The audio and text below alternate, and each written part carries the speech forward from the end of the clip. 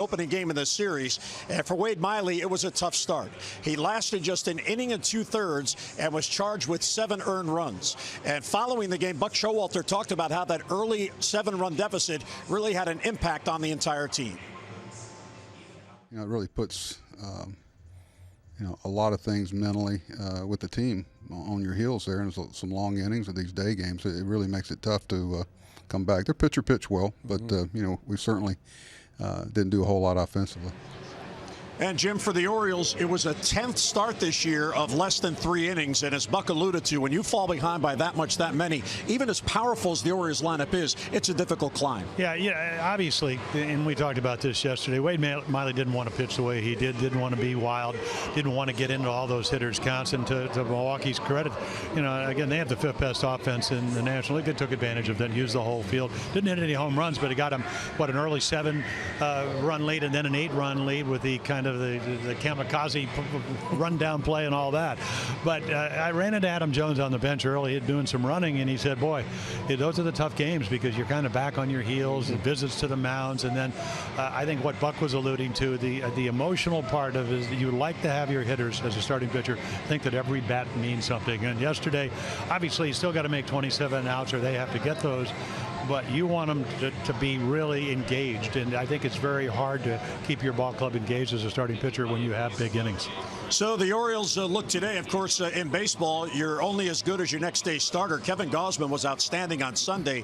Miley struggled yesterday, so today it's Ubaldo Jimenez who goes to the mound, and Ubaldo is looking to be the stopper. Of course, last Thursday in Toronto, the rubber game in that series may have been his best game of the year. 8 shutout innings on just 2 base hits. He's gone 4 times, at least 7 innings. Look at those numbers, 3-0, a 1.78. However, in 3 starts following the 7-inning appearances, he's gone 0-2 with a very high ERA. So, Jim, the question for Ubaldo and the Orioles, which pitcher shows up today? Well, you're hoping the one that was up in Toronto. And, what he did so well is he 98 pitches, 71 strikes. That's the highest strike-to-pitch ratio of the year. And when he does that, here's another splitter. He got ahead early. He threw 70%, an amazingly high number of fastballs for strikes. Then it allowed him to use the curveball, the splitter, the slider to be able to get, pretty good hitting team out. And he goes 8 innings. This is what you want. I mean, you take that in a minute. He's comfortable because he was a National League guy. So here at Miller Park, we are coming back. Middle game of 3. Birds look to get even. We're coming back. Lineups and first pitch are next.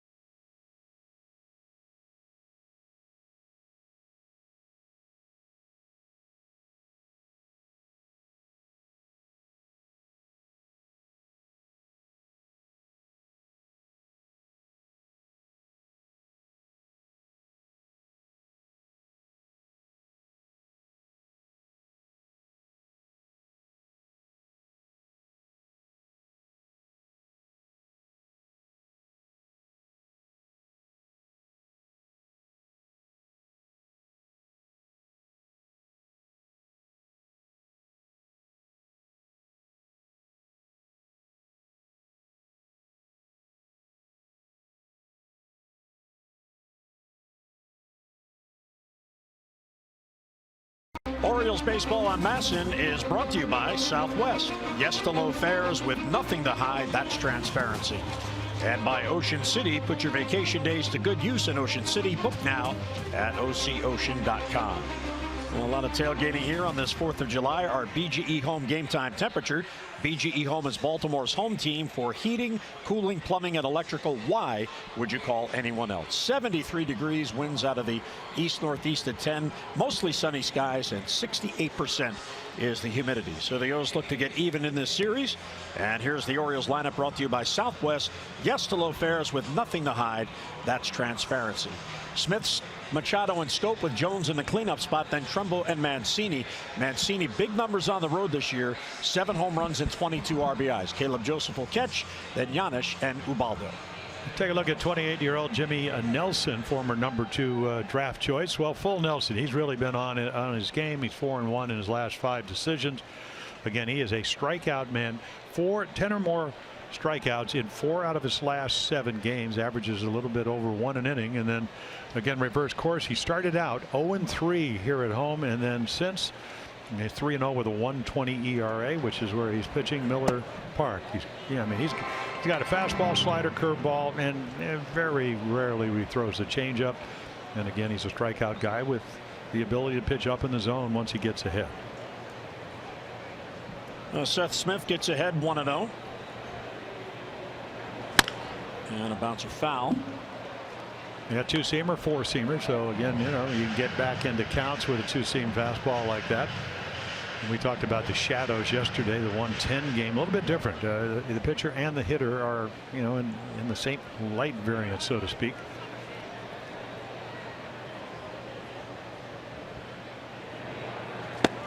And there's the hook. And I was talking to Bill Schroeder, former catcher, who's been doing TV here for over 20 years, and he said it's hard sometimes to distinguish between the curveball and the slider because they're both good. But again, he could punch out a lot of guys coming off 11 strikeout game. And Smith stays alive in that line foul. And it's kind of an emergency hack on 95 up and in. Smith trying to find that stroke. He comes in just 3 for his last 21. He's in left field today. Of course, no DH in the National League ballpark. Yesterday, Joey Rickard played left. And today, Seth Smith gets one left-handed bat anyway in there against Jimmy Nelson.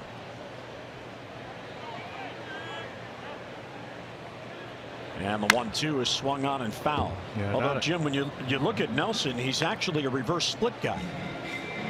The righties hit him better than lefties. At least they have this year. Well, he changed his windup. He went 8-16 last year. I mean, it wasn't a horrible ERA, but again, a young guy in his 3rd major league year. And he changed his windup very much like Chris Tillman, where it's kind of just almost a stretch, but that very simple windup. He is 6'6". He is a big guy. Now, if the Orioles ran a lot, you'd probably be thinking, well, we're going to get on first base and we're going to steal some bases. 8 out of 10.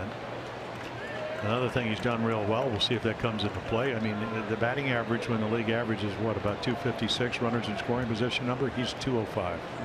Very, very low. Pesky at bat here for Seth Smith. This will be the 7th pitch. And he gets him on a high fastball. Yeah, they say that's kind of the formula. He uses his other pitches, and then when he gets ahead, which is what he was able to do, take a look at our Mercedes pitchcast, he'll just go up the ladder. And he's got the arm to do it. And this is, again, a number 2 guy. So, usually when you get a number 2 draft choice pitcher, you're getting a pretty good arm. And now he knows how to pitch a little bit better. Derek Johnson, his pitching coach, 3 years was the Cubs, and then he was with Vanderbilt University for 11 years. So he's kind of taught him up, coached him up to a degree. Here's Manny, 1 out, nobody on. Shift on for Machado. And he'll look at a breaking ball for a strike. Well, Manny, he's trying to find that stroke.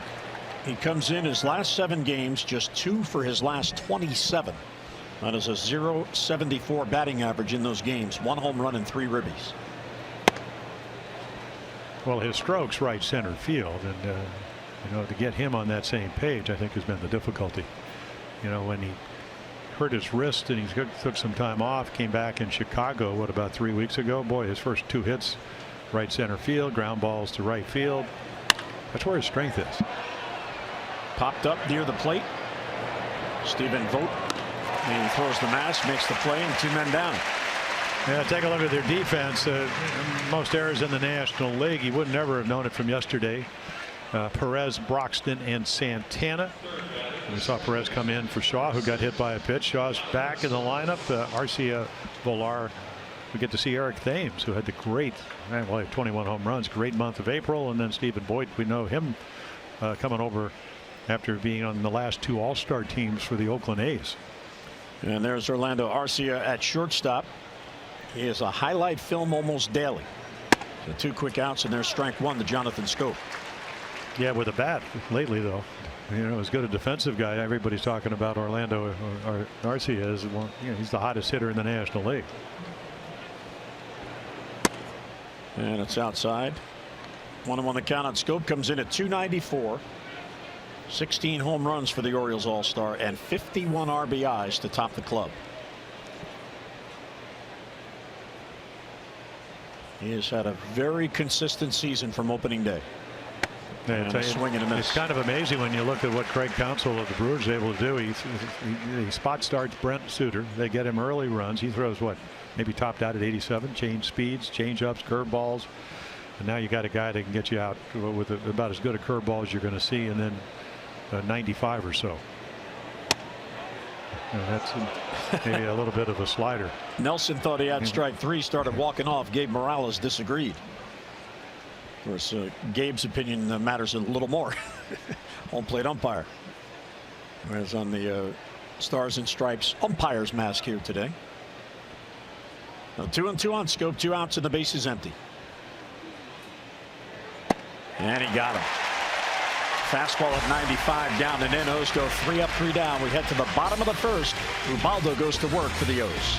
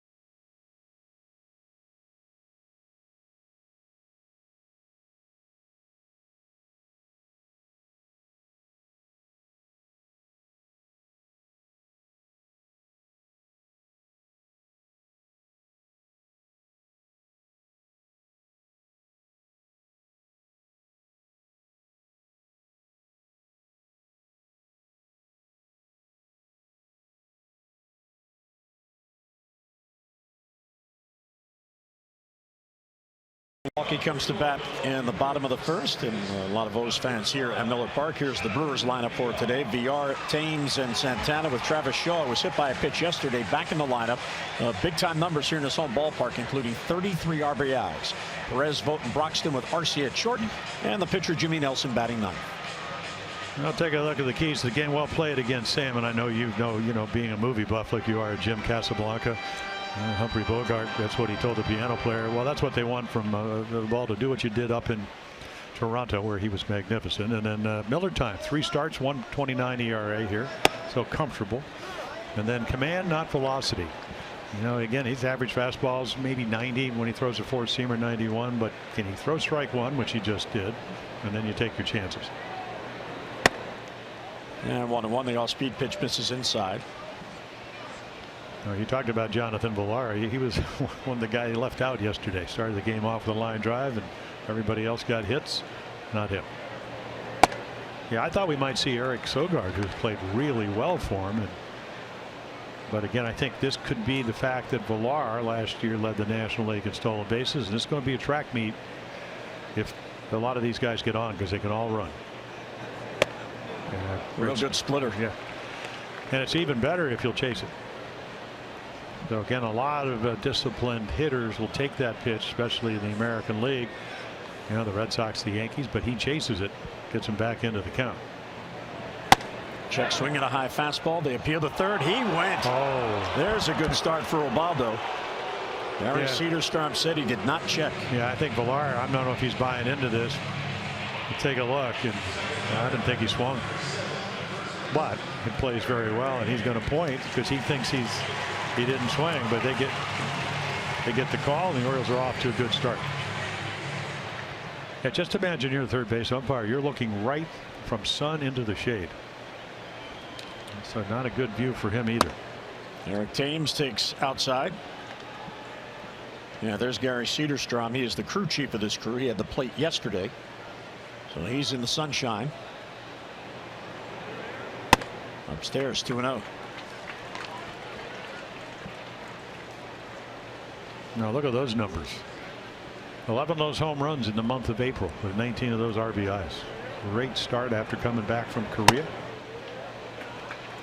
And Ubaldo falls behind 3-0. Yeah, he played 3 seasons in the Korean Professional League. In fact, prior to going there in 2013, he spent the entire year in AAA, including time with AAA Norfolk. So, yeah, I mean, when he first came up with Toronto, he actually, he didn't get to play a lot, but the numbers weren't bad. He is very well built, not a particularly big guy, but tremendous power. He said he went to Korea to learn to hit the breaking ball and to work on his swing. I think it worked in April. Sure did. Even what, hitting under 170, 163 in June, he hit 6 home runs. And the 3-2 is low, ball 4, and there's a 1-out walk. So we'll see if Eric Thames decides to run. One thing about Milwaukee, they are a team that relishes quick starts, and they are better than any team in baseball in the first inning. Yeah. 73 first inning runs, more than Cincinnati, Miami, and Washington. 3 other teams are tied with 59. In case you're wondering, the Orioles have scored just 39 first inning runs. That is 25th out of the 30 major league teams. So here's Santana, and he'll foul it back 0-1. Yeah, I think again, if you throw strike one, it's a young, it's a talented team. Ryan Braun's not playing today, so the veteran guy, the guy that did 30 home runs, is not in the lineup, at least not initially. So again, if you get ahead, at least the game plan would be to try to get them to expand. Pop to shallow right, a long run for Trumbo, and he makes a basket catch. Nicely done. We're riding back on the bus yesterday, Jim, and I said, what's it like in this ballpark? And yes, again, yesterday it was sun and then shade almost the whole game. He said, I've played right field before. I played in parks like this, and he makes this play look pretty routine. A little Willie Mays, with the basket catch. So Trumbo hauls it in for the out. I just kind of wondered, because of all the background, with the roof open, you got the beams and all that. Do you really pick the ball up as well as you would like? And he said not really that much of a problem. Throw to first, and Thames back. I'll take a look. Smith, Jones, and Trumbo. We already saw Mark make a nice play. Machado, Yanish, Scope, Mancini, and then Caleb Joseph. Popped him up. So Ubaldo's going to get out of it. Long run in for Smith, but Manny's taking charge, and Machado has it for the out. So the walk is left stranded at first. Good start for Ubaldo. We'll head to the second. No score.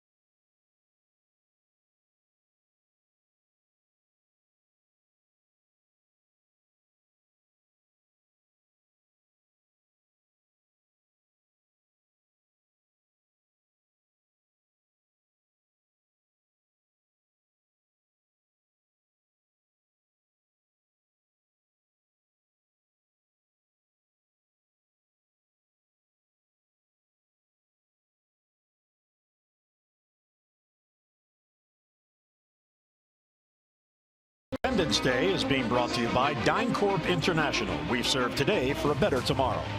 And by Navy Federal Credit Union. Navy Federal Credit Union proudly serving the armed forces, veterans, and their families for over 80 years, federally insured by NCUA. And we air today's game on Matson in celebration of Independence Day, as today America celebrates its 241st birthday.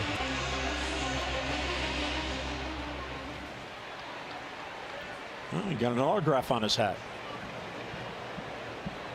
Oriole fan here in Milwaukee. Oh, you got one of the giveaway hats. Yeah. That was the hat you modeled. That's right. I actually left it out in California. Know exactly where it is, though. So, kind of bad news, good news. Adam Jones, a swing and a miss. Trumbo on deck, and then Mancini. Adam trying to find his stroke. He was starting to get hot, and then just like that, he cooled off. Well, good pitching can cool off hot streaks.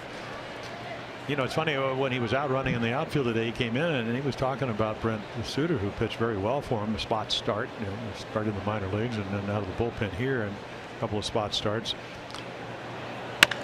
Ground ball, a fair ball down the line. It hugged the line. Adam Jones with a turnaround first. He's thinking two, and Perez, in his haste to get the ball, bobbles it, and Adam is on with a double. Yeah, Perez played so well when he came in for Shaw at third, but right there he might have had a chance. Well, take a look, and again, I mean, this is a curveball. It's hit right over the bag, and all it has to do, it doesn't have to land fair, but if it goes over the bag, and again, we've already seen Gary Cedarstrom. I think Nelson thought it might have been foul. He's looking over the dugout. But Adam was saying yesterday, the way Brent Suter, he was throwing right out of the second baseman's uniform, and he did not have a good day. He said he couldn't really pick up the change of speeds. But now in the twilight, and you know, I guess Greg Cancel's going to come out and have a little conversation here. Well, it is not reviewable, however. And there's Brent Suter. Jim, you're talking about him yesterday. How about this? He became the first left-handed starter to win a game here at Miller Park since Randy Wolf, July 17th of 2012. And he was outstanding yesterday. Really kept the Orioles off balance. 6 innings, just an unearned run allowed. Yeah, he gave a lot of credit to exactly what happened, which is they got him a lot of runs early. He's a strike thrower. He didn't deter from that path. And then the Orioles, I think, not only physically, but even sometimes emotionally, as Buck Sholder talked about, when you get behind that much, it's a little bit harder to compete as well as you would like. So the O's have a chance for a second inning run. Runner at second, nobody down. Here's Mark Trumbo. Inside 1-0. Of course, the Orioles are the best in the American League in these situations. Runners in scoring position. 292 as a club. Trumbo comes in just 4 for his last 22. So there are several Orioles. Adam Jones maybe just broke out of it. Trumbo again trying to break out. And a high fly ball to right, not that deep. Second baseman VR is out. And he drops the ball. And Adam Jones is going to hustle to third. Here's the throw. He is out at third base. Adam is out. Well, it even turns out better than you thought. And no way in the world that Villar should have called off the right fielder. So again, right here, the minute he drops it, he's going to go, and then Villar makes a perfect throw right on the money.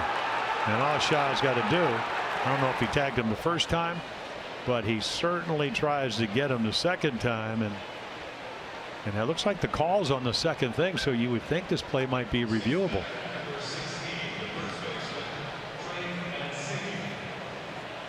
Looked like he got him the first time, and Bobby Dickerson says he's safe, and then apparently got him before he got the hand back in.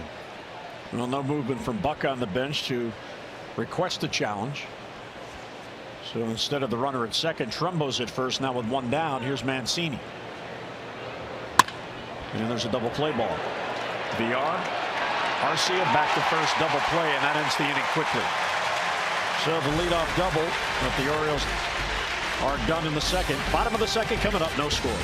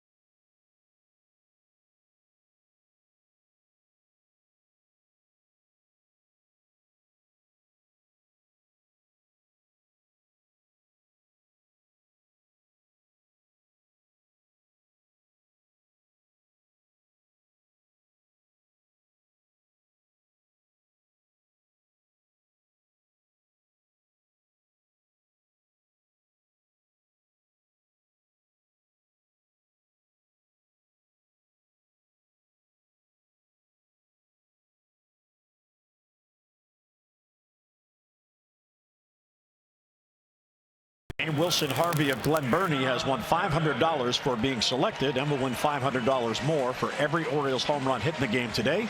You can play Home Run Rich's scratch-offs and win up to $50,000 or enter non-winning tickets for a chance to be the contestant of the game. Visit mdlottery.com/homerun. So the Orioles get the double from Jones, but then on the drop pop-up, Jones thrown out at third, trying to be aggressive and get to third base. Yeah, he's going back right here because he doesn't want to get doubled off. And minute he drops him. I mean, look at this throw. Great angle here. Great camera work. And of course, yeah, I mean, to me, it's a play where you think you're probably, if he does make a throw, you're probably going to interfere with the throw. But he actually slides inside the bag. If he had slid straight into the bag, it probably would have hit him right in the back. And I don't know if you have any way of knowing that. A lot of times when you go into second, you know, you see a throw from in front of you from left, you're going to go right or left depending where the throw is. Hernan Perez playing in left field today, and Ubaldo falls behind 3-0. Perez came out and played third base when Travis Shaw left the game after he was hit by a pitch, so another versatile player for Craig Counsell. Yeah, he played it well. Ubaldo a one-out walk in the first, but that runner left stranded. Well, I was talking to Darnell Coles, who I actually pitched against, and he was their hitting instructor. I said it's amazing the approach of these young guys. You know, everybody's talking about the discipline, but Wade Miley was so wild, it really didn't matter. But right there, perfect example. That's a young hitter, and you want to get on base, but you can get on base when your average is high by just taking a walk if he doesn't want to throw strikes. And the approach yesterday in hittable counts up the middle for a young team, that's what you want. Maybe that's why they're fifth in run scored in the National League. Stephen Vogt, he was designated for assignment by the Athletics. Surprised they let him go. He was their clubhouse leader, and the Brewers put in a waiver claim, and he came to Milwaukee, so now he brings that energy here to the Brewers. Well, he really does. I mean, two-time the last 2 years All-Star. Now, is that because he's a catcher? Is that because you got to have somebody from Oakland? You know, probably a little bit of a comment. No, I mean, I don't mean that derogatorily. It's just sometimes you got to have somebody from your club on there, and you know he can catch a little bit. He knows how important catchers are, and you're right. He brings a veteran presence to a club that's in first place. He said, "Hey, I went from last place in the American League West to first place in the National League Central." And what did he do the other night? 3-2 ball game. He hit 2 home runs to help him win. Throw to first to chase Perez back as Ubaldo gets ahead 0-2. Ubaldo his 12th start. It's his 17th appearance.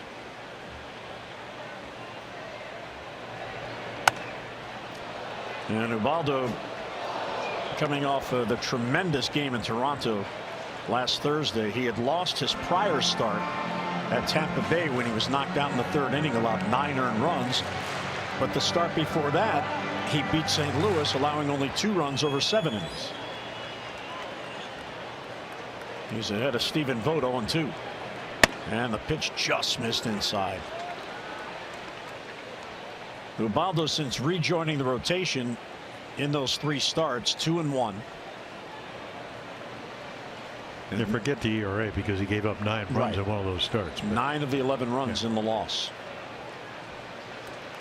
A ball and 2 strikes on Vogt.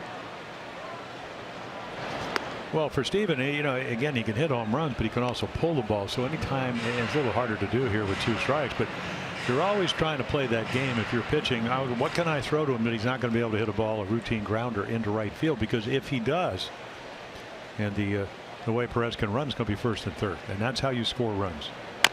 There's a bouncer foul. Yeah, I look at Vogt, and it reminds me in my era, he'd be a guy that, you know, been around a little bit like Charlie Lau, where, you know, Charlie was a very good pinch hitter, but he also could catch, also good with a pitching staff. And you pick him up to try to make a stretch run, but they get him, you know, before the 4th of July, so it's a bonus for the Brewers. Fly ball deep right center field. Adam Jones back on it, and that ball is gone. Stephen Vogt hits it out on a 1-2 pitch, and Milwaukee grabs a 2-0 lead. instant fan favorite here in Milwaukee. Well, why not? Third home run already.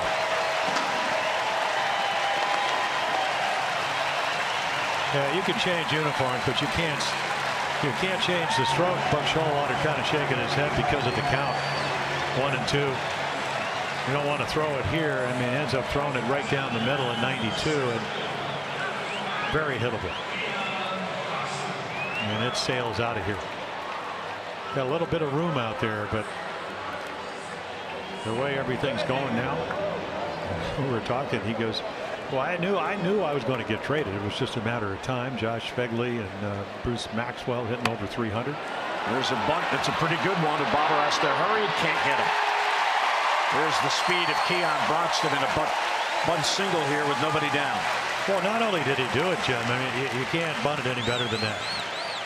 This is a kid, is what he came into yesterday's game, 0 for his last 11. But right here, I mean, gets a little breaking ball, puts it down. Ubaldo makes a nice play to make it even close, but right out of the box with this guy's speed, you know it's a base hit. And Ubaldo did everything right. Well, now I'm sure we'll really see the track meet begin. Broxton has 14 stolen bases, and Ubaldo has allowed 10. Orioles have caught only 4 potential base stealers with Ubaldo on the mound. And here's Orlando Arcia. Well, it was 26 out of 30 last year. I mean, that's the one thing, and he has never, because of the delivery and the time it takes it being 6'5" to get the ball to the catcher, never been good, very adept at holding runners. And there he goes. Caleb's throw, the tag, he is safe. You know, and then Caleb, to his credit, he just says, listen, I know Miguel Montero, when they stole 7 bases against Jake Arrieta, said, well, I got to have a chance. Well, it gives him a chance, his chance. That's a snap throw, great tag by Scope. That's what he does so well. And it was a quick throw. It didn't hurry it, so the throw wasn't close. But you steal that with your speed and the fact that Ubaldo takes a long time to deliver the ball to the catcher. And you just know that going in. And we talked about it. I was talking to some of the coaches in the lobby.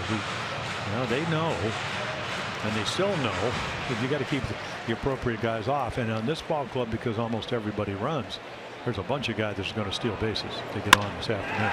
There's a base hit to left field. Blocks it around third. He's going to score easily. Smith fires back in and running to second base. And out at second base is Arcia. Manny with a real quick throw. Well, the good news, Seth Smith, who plays a lot of right field, he hits the cutoff man, and you're not going to throw him out, but you come up, you catch the ball, which is exactly what it does. You hit the cutoff man, and I'm not sure Manny, he got a late read on it, but he makes a perfect throw to get Arcia. So here you go. And you get the hottest hitter in the National League, pick it up, hit the cutoff man, and you can see right here, I mean, Manny wheels and deals. And Arcia, RBI for an out. 3-0. So the home run and then the RBI base hit.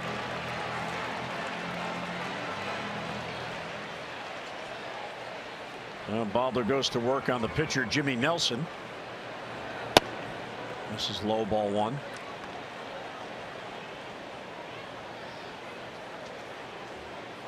J.J. Hardy traveling with the team on the DL with the broken wrist. Of course, this is where his career started. Oh, he's huge here.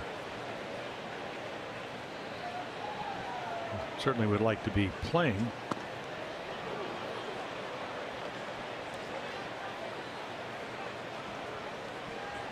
Well, the Orioles had a chance top half of this inning, couldn't score. Now the Brewers come right back, and the home run on the 1-2 pitch is the pitch Ubaldo would like back.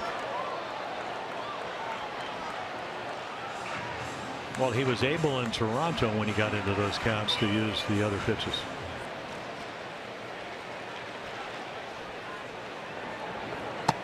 Junk swinging went too far.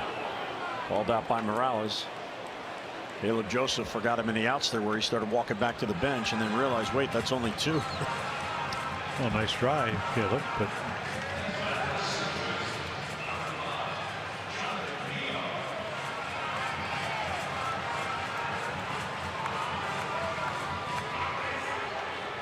so 2 down, second strikeout for Ubaldo, and that turns the lineup over already. And here's Jonathan VR for his second at bat.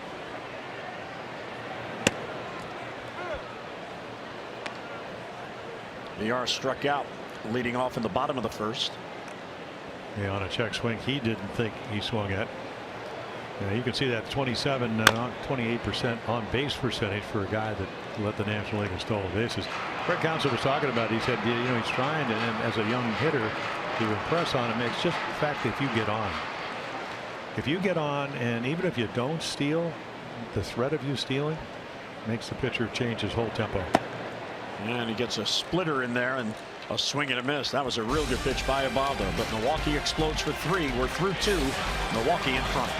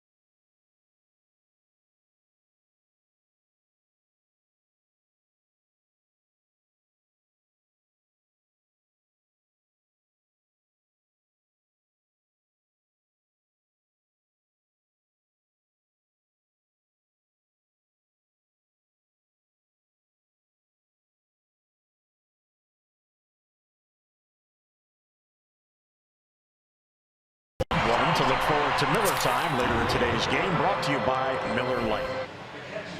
A lot of Oriole fans here at Miller Park. Yeah, we ran into a couple last night. They were a little disappointed that I think the Orioles lost. It's kind of the way the early 8-run deficit at one point and ended up losing 8-1.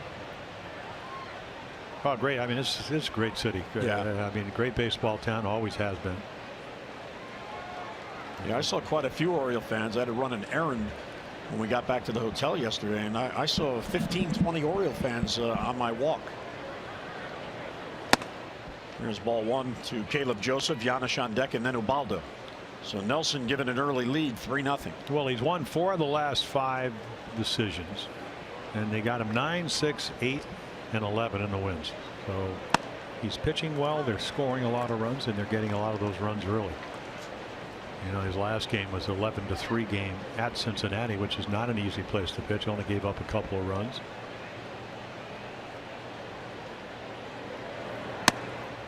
On the corner, 1-2. Well, Caleb is swinging the hot bat.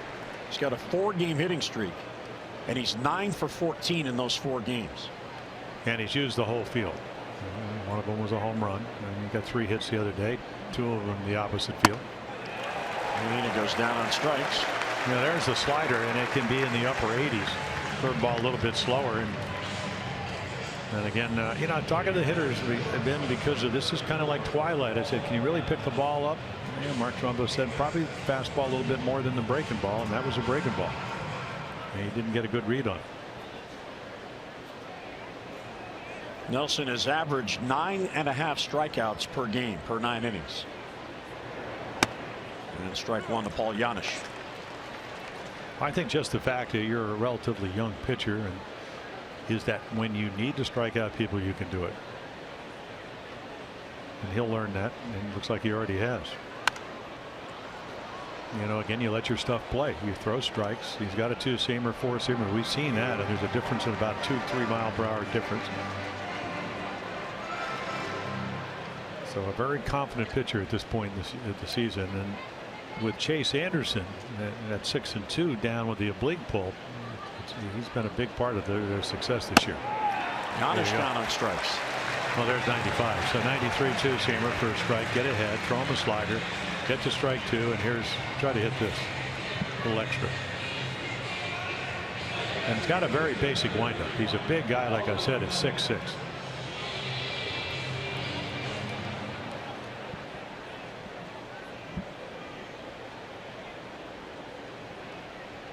Well, here's Ubaldo, who does have a hit this year. There's a chopper out in front of the plate. Vogt calls off Nelson and gets it to first just in time to get Ubaldo. So another 3-up, 3-down inning. Mid-third in Milwaukee, Brewers with a 3-0 lead.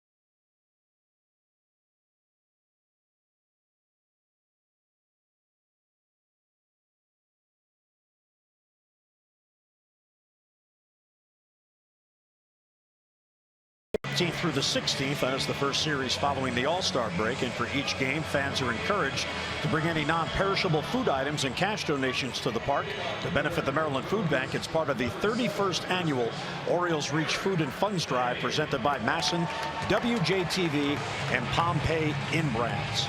For tickets, visit Orioles.com or call 888-848-BIRD.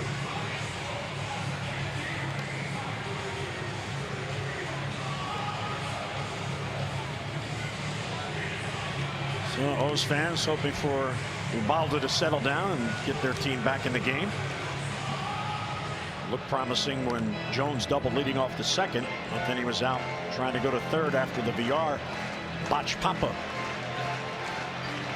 Hey, you drop the pop-up, but you make a perfect throw. It's kind of a tone for it all in a matter of what, about 10 seconds?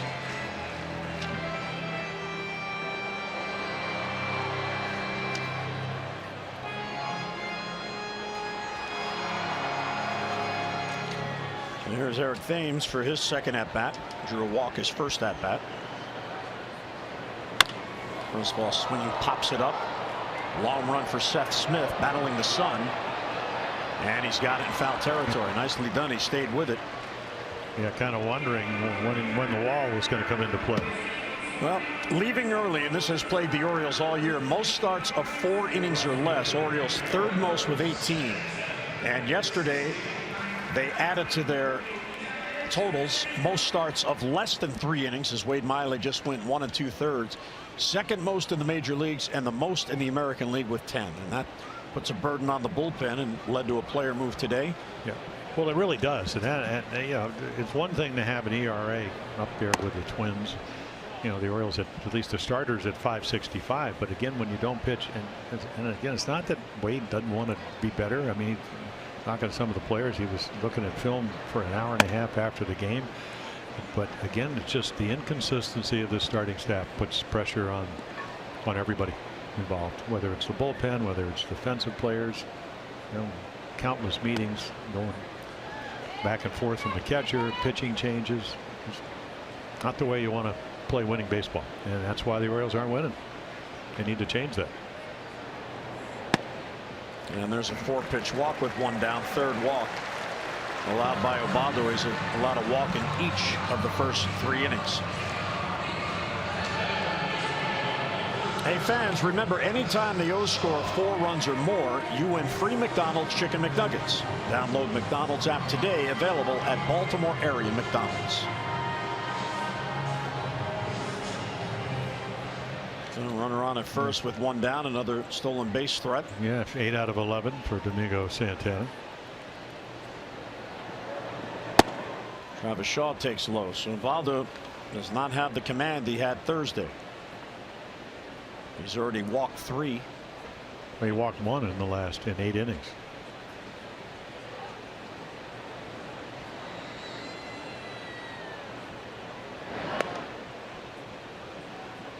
Yeah, this may be one of those situations where Craig Counsell said that, I'm going to give him the first base hole.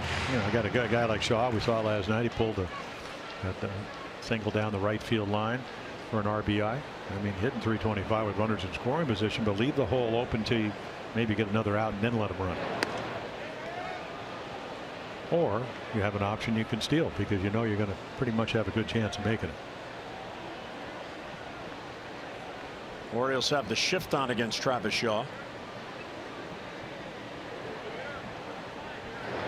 Yeah, it's really the kind of the left side shift where your third baseman's playing shortstop and your shortstop's playing up the middle, but Scope actually playing pretty much straight away because of the double play possibility.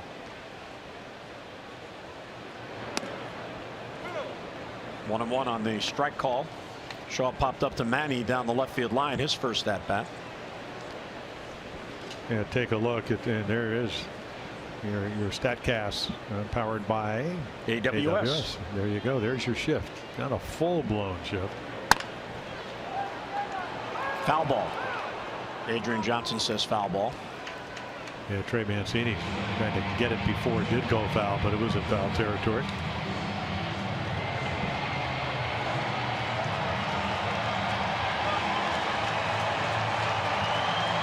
They sure do pump up the noise here, and the fans react to it. Nice crowd on hand on this holiday.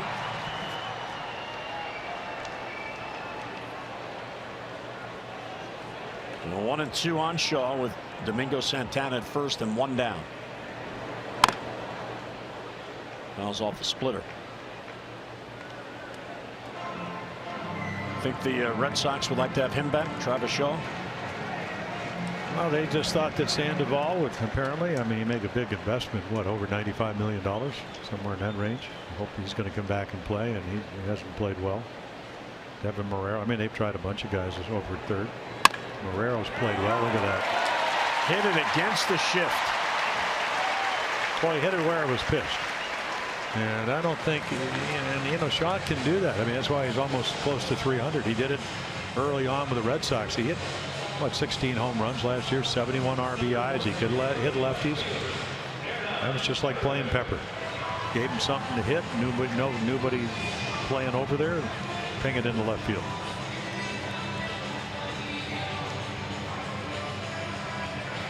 Again, the detriment of a shift is that it takes away one of the corners from the pitcher. And Ubaldo there, that was on the outer part of the plate. And Shaw, and you talked about that back control that Darnell Coles is preaching. There was a prime example of that. And on a strike taken by Hernan Perez. Hernan, I don't think he liked that pitch. He was kind of gave him the face. The I disagree with you face? Yes. Well, you got to make a pitch here. Right? You need a double play ball. How do you get that? Well, either going to be a two-seamer down and in. It's going to be get ahead, or he's even in 1-1 and throw a good split, or maybe a good slider, or something he could do at will. The amazing thing about the last start, he threw 87% of his four-seam fastballs for strikes. There's a bouncer to Manny. He goes to Scope around the runner, and no throw back to first as a result of that. Couldn't get it out of the glove. And I think Santana, who was going to third, may have gotten in his way just a little bit to upset the timing. Yeah, another thing, you're thinking, okay, I'm going to catch it. You know there's speed, and there's a stutter step, so it's a short hop. And then, maybe he had to clear the runner. You're right. Yeah, good angle right here. So he's got to take that extra step to get out of the way of the runner.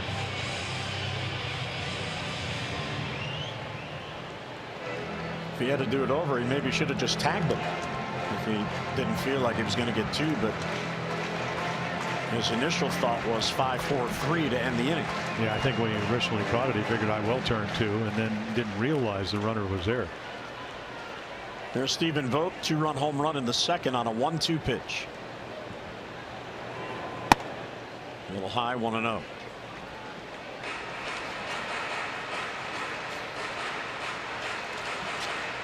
The innings that have hurt Ubaldo the most have been the 3rd, 4th, and the 5th this year.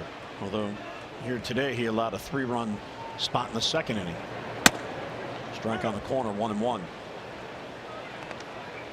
He's allowed 33 runs, 32 earned combined in the 3rd, 4th, and 5th innings of games. And another 7 in the first.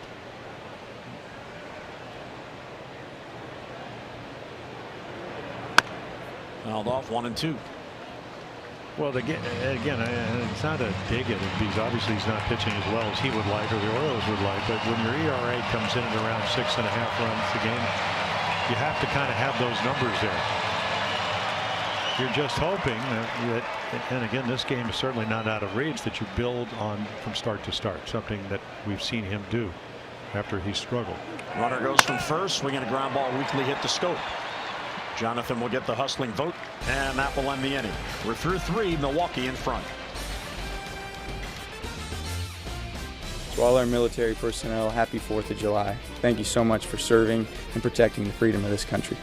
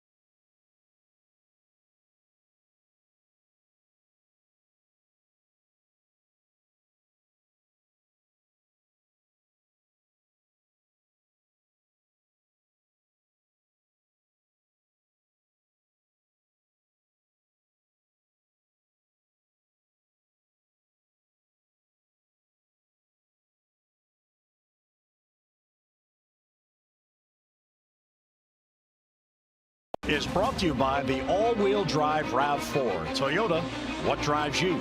Visit buyatoyota.com for great deals. Beautiful 4th of July weather here in Milwaukee. Nice to be in the Midwest on this holiday. Breeze, as you see, blowing in from left center field with the roof open.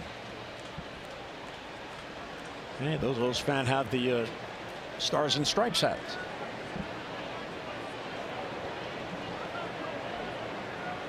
Here's Seth Smith to lead off in the 4th. Ball 1.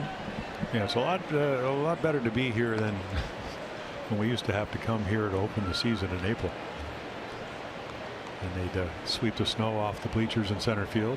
You know, the game would be 20 minutes delayed. And it could get a little bit cold in early April in Milwaukee. They didn't have a dome back then. Remember the Brewers last year in the American League was '97, and the Orioles had a late series at County Stadium, and Eric Davis came back and got in those games. He was coming back from the cancer treatments. And then the Orioles headed off to Seattle for the playoffs. Smith struck out his first at bat. Jimmy Nelson making his 17th start. He has 27 wins, 27 and 42, and now his 5th big league season. And he gets Smith for a second time. So Seth goes down on strikes. That's number 5 for Jimmy Nelson. Oh, we told you he's 28, and again, well, 4th year in the big leagues, and he's learning that, okay, if I need to get a good fastball hitter out with a breaking ball, I have one. So again, the ability to take a scouting report and then follow it and conduct it. And again, he's got really 2 good pitches. Actually, make it 3 when you count his fastball as, you know, a 2-seamer and a 4-seamer that act a little bit differently. So Manny Machado now, 1 out, nobody on.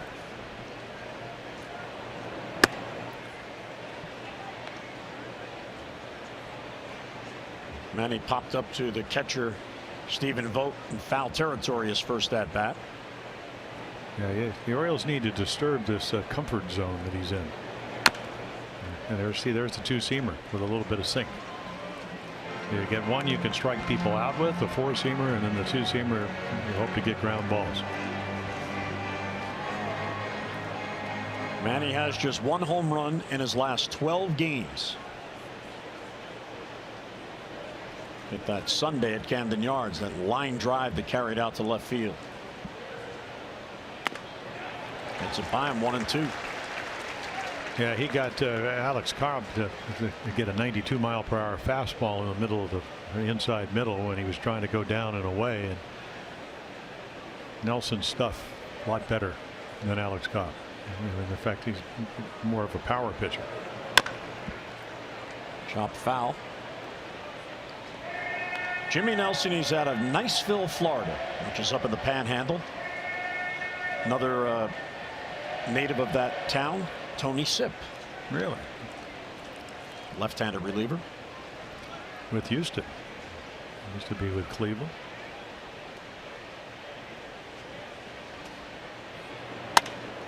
Manny pokes it to right field. And this time VR, the second baseman, hangs on. And 2 away. Well, Jimmy Nelson, how about his home starts this year? How it started and how it's been as of late? Well, it's about adjustments, and you know, you can look at his numbers early on. The Cubs got him for 7 runs, and you know, then St. Louis for 4, and Atlanta for 5, but not lately. So what did Dylan Bundy say yesterday? He said, listen, I want to be out there every 5th day. I want to get people out, and when I get people out, I build confidence. This guy's obviously pretty confident.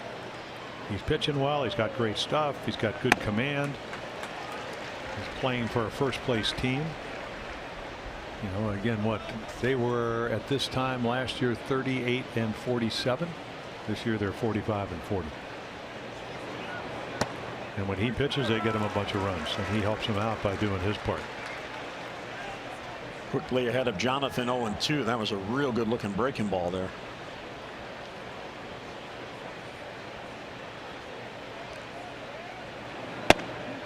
Look at that try. 95 low and away. Trying to hit that outside corner, even though the target was up, and then Stephen Vogt just tries to yank it back into the zone.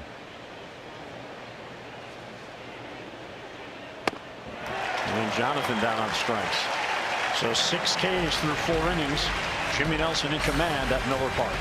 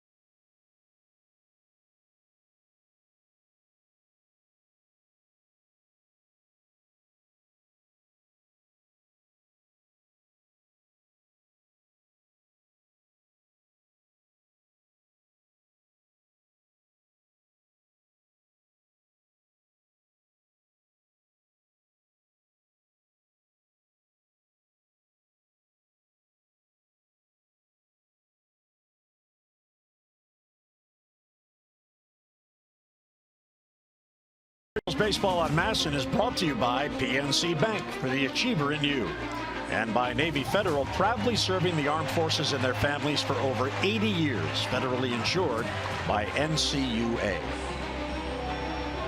Downtown Milwaukee, 3-0 Brewers, all three in the second. 2-run home run by Stephen Vogt, RBI single by Orlando Arcia. Ubaldo back to work.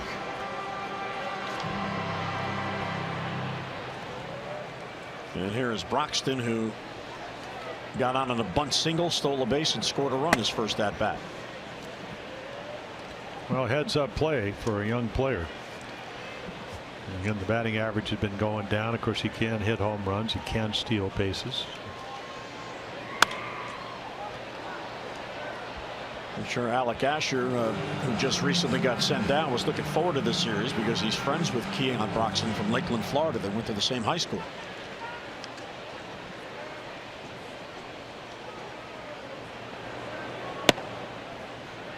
Yeah, I was kind of looking, you know, again, we talked about waiver wires and international players, how Milwaukee's kind of revamped. David Stearns has done a terrific job revamping along with Doug Melvin a couple of years ago. So they get him from Jason Rogers from the Pirates, and I'm going, who is Jason Rogers? Because you got a pretty good young guy that can play center field. Looks like he's going to hit for power, steal bases. Well, he's a first baseman, actually hitting close to 300. So I guess both teams do well, but not in the big leagues. Real good pitch there. Looked like a splitter. Yep, and a good one. Get ahead, pitch out of the zone. The splitter allows him to do that because when he stays behind it, watch this ball drop. And again, the splitter, it comes out of your hand, and because the arm speed is very much like when you sell a changeup. Again, the ball just drops because it splits between your finger, and the rotation is straight down. So the good ones, you know, the bad ones kind of flutter around this hitting area too long, and the good ones just bottom drops out. Here's Arcia, the number 8 batter. RBI single, and then was out trying to stretch on the throw in from Seth Smith. Weakly hit towards short. Giannis to first, and 2 quick outs. So Ubaldo a chance for his first 3-up, 3-down inning. Fans, the Orioles are joining all of Major League Baseball. They're wearing the special patriotic themed jerseys and caps to honor the 4th of July holiday. You can bid on these autographed and authenticated game-worn items, with all the proceeds benefit the USO of Metropolitan Washington, Baltimore. The bidding will close on Sunday at 10 p.m. So visit Orioles.com/auction today. Here's the pitcher, Jimmy Nelson, takes ball 1.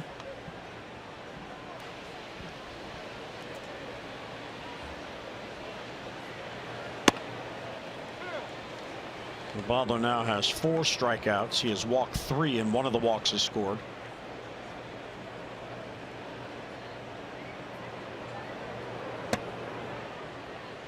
Breaking ball, swing and a miss. Ubaldo is 6th all times in strikeouts from pitchers from the Dominican Republic. He has 111 big league wins. Of course, he signed with the Rockies when he was 17 years old, but his parents put a stipulation on the signing. Said he can't go play till he finishes high school. And there's a fastball for a strike, so he signed, then finished high school. Then the following year began his career. 3-up, 3-down inning. We go to the 5th. 3-0 Brewers.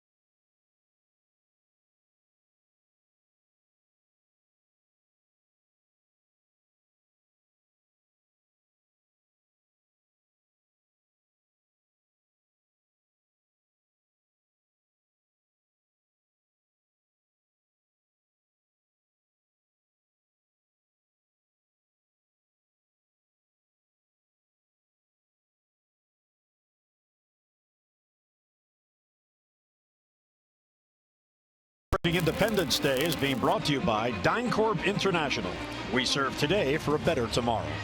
By Navy Federal Credit Union. Navy Federal Credit Union proudly serving the armed forces, veterans, and their families for over 80 years. Federally insured by NCUA.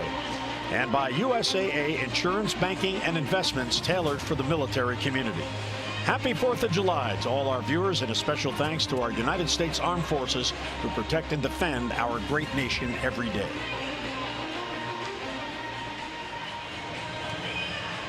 Good day to spend with your family, maybe at the beach or by the pool or in the mountains, and just remember to celebrate your freedom. Because that's what this day is all about. Independence Day, 241st birthday of the United States of America. Jimmy Nelson back to work. Second round pick in 2010. He pitched at the University of Alabama. Jones, Trumbo, and Mancini here in the 5th with the Orioles down 3-0.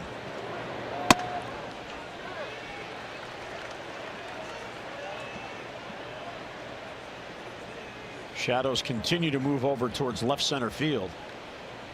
Yeah, it's still not easy to see. You don't have the glare factor, but again, this is used to pitch all those twilight double headers where you start at 5:30. We're kind of getting into that. Lights don't take effect. You requested those games? No, but I liked them. What do I have? I think 5-1 hitters. I think maybe 4 were at that hour. Hard to see. There's Adam, got the only base hit, double over the bag,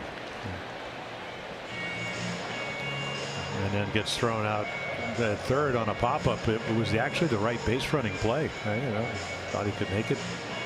Took a perfect throw. Talking to Stephen Vogt there, he gestured to his eyes as if to say it's hard to see. Well, and then this guy's throwing 95 with a great breaking ball and throwing strikes. This is not an easy game. I would not think that Jimmy Nelson. There are guys that get you out of the major league level, like Brent Suter. You'd say, well, that's he pitched really well. He was comfortable. I'm not sure Jimmy Nelson at 6'6" throwing this with this kind of breaking ball is comfortable. You got to battle your rear end off to get base hits against him. But like I said, you've been out here. You're Ubaldo, this is really about 4 batters. This whole score 3-0. But somebody's got to make Jimmy Nelson maybe wonder about whether this role is going to keep going on. And chopper foul right to Bobby Dickerson, who finds an Oriole fan and now has a souvenir.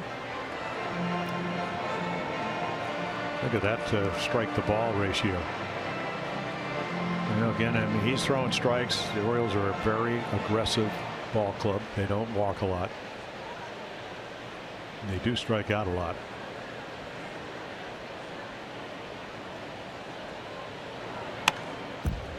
Just did get a piece of that. Well, Jimmy Nelson became the first pitcher in Milwaukee franchise history to have 10 or more strikeouts without a walk in consecutive starts. That's saying something. That was May 28th against Arizona, and then it followed up June 2nd against the Dodgers. And the Dodgers are pretty good hitting ball club. And Milwaukee's had some pretty good pitchers come through this franchise. Adam pops it up to shallow right. Who's it going to be? Santana in on it, and the right fielder has it in fair territory for the out. And one away.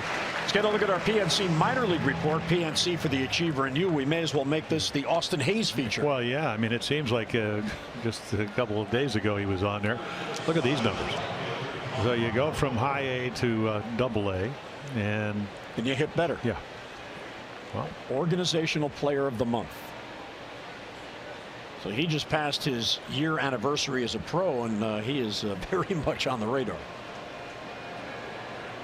That's what a prospect is supposed to do, right? Make you notice him. Yeah, well, you go from suspect to overwhelming prospect.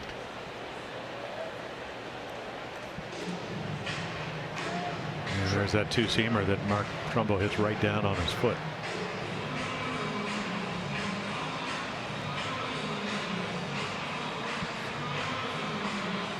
Mark hit that pop-up in the shallow right that VR called off Santana and then dropped the ball, but Adam Jones, trying to hustle to get to third, was thrown out on a perfect throw by VR.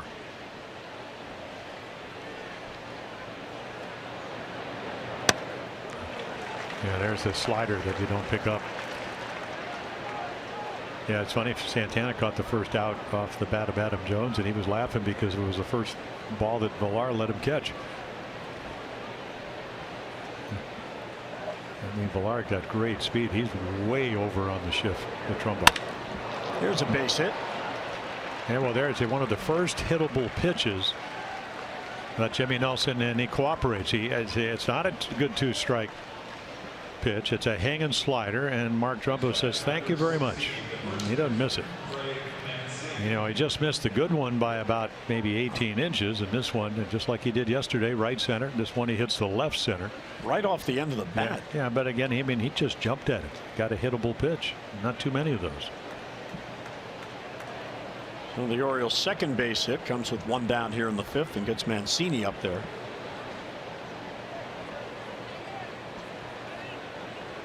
Well, we talked about those moments where all of a sudden, you know, I never thought you're cruising along, but you're pitching well, you're full of confidence, and you need somebody to shake it up.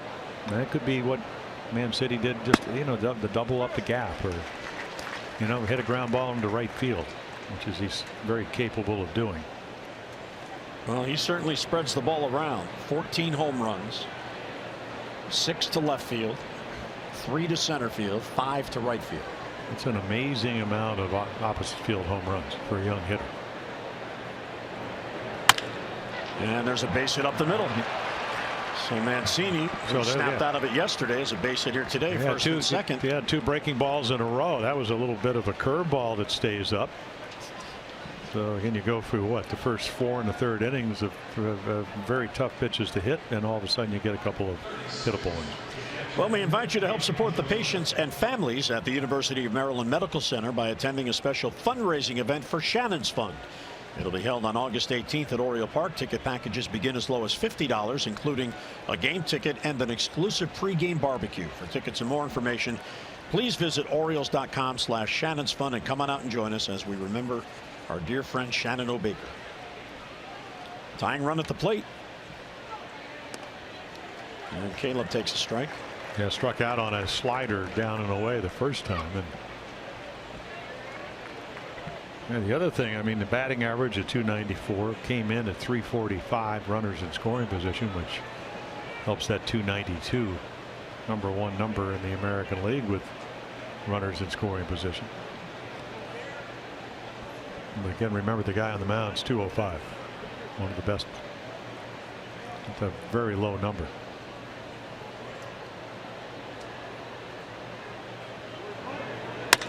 Line drive caught, and it's going to be a double play. Wow, that's how it's going for the O's. That ball was smoked, and instead of a base hit, he hits it right at Shaw, and Trumbo's doubled up. So the O's had something going. First and second, only one down, and the line drive, Shaw, and Trumbo doubled up.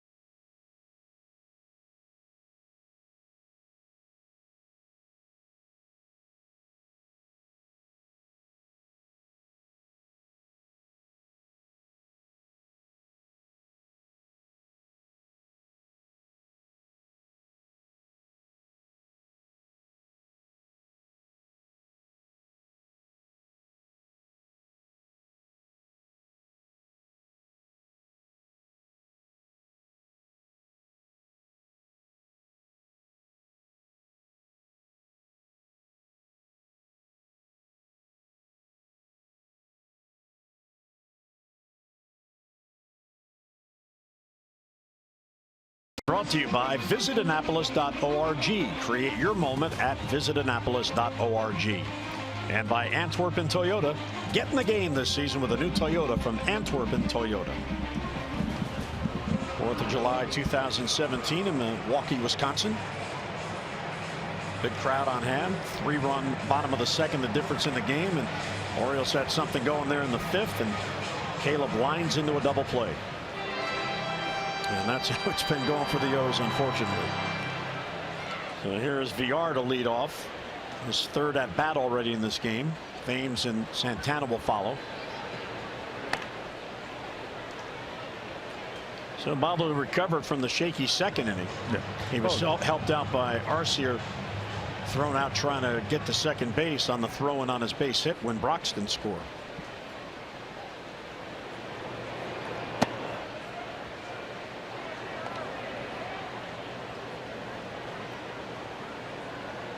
Baldo now 33 years old, his 12th big league season. This is the final year of his contract with the O's. Signed a 4-year deal February 19th of 2014.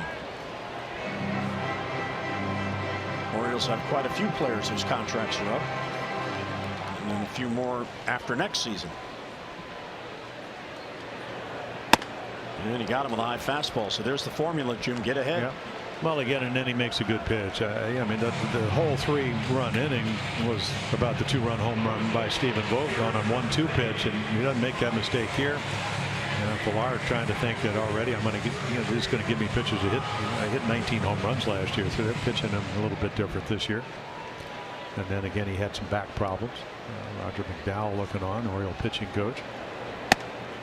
He just wrote down a star on that one. Here's Eric Thames, walked in the 1st, and then flied out foul down the left field line. Seth Smith ran it down.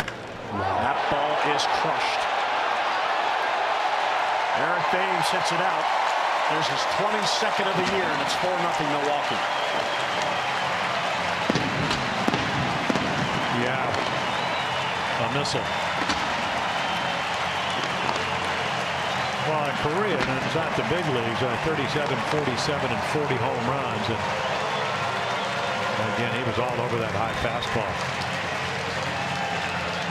Yeah, he said, you know what? I mean, talking to him today, and he played, like you said, briefly for Norfolk. And again, I mean, it's just looking for a pitch in his zone. And watch how he said, I went to Korea to come up with a more direct swing. And he goes, everybody, when you're big, and he's not big, but he's very, very strong. He goes, you can look good in batting practice. Called them cage bombs, home runs at batting practice time. But he said to have a good swing, to be able to hit, you got to have a direct path to the ball. A lot of guys have that 5 o'clock power. Oh yeah. So his 22nd home run.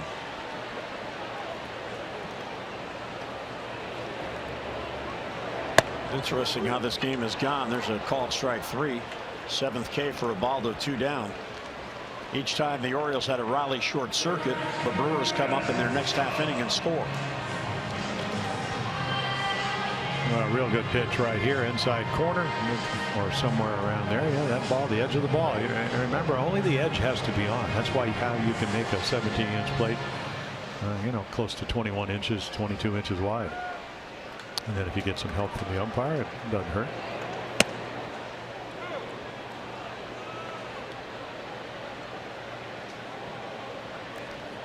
Shaw singled his last at bat. 1 out of 2. Well, the Orioles kept the Brewers in the ballpark yesterday, but 2 home runs, driving in 3 of the 4 runs today. Of course, Milwaukee leads the National League in homers. They now have 129.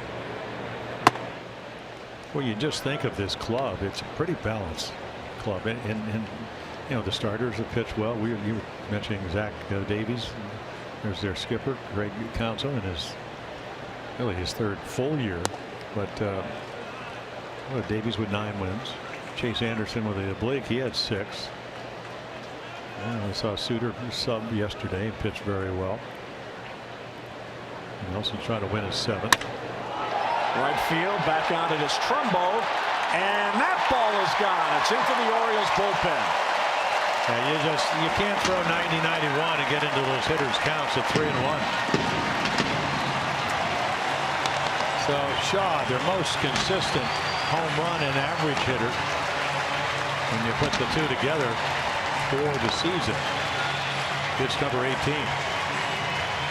And he does it so easily because he's looking fastball and he gets it. Not a lot of emotion.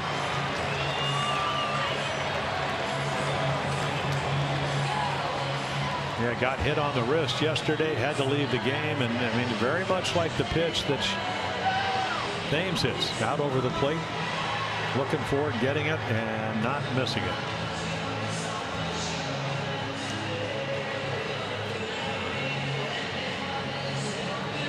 So McDowell with a quick visit. So the curiosity of Ubaldo continues, Jim. An outstanding start followed by a rough start. He just can't put it together back-to-back games. Well, there was no doubt going into the season. You know, not that Giovanni Gallardo pitched well last year, but when you make, you know, the Seth Smith trade, he leaves. And there's a comebacker nicely fielded by Ubaldo. Nearly throws it away, but a nice job by Mancini. Milwaukee adds 2 on the home runs. We are through 5. 5-0 Milwaukee.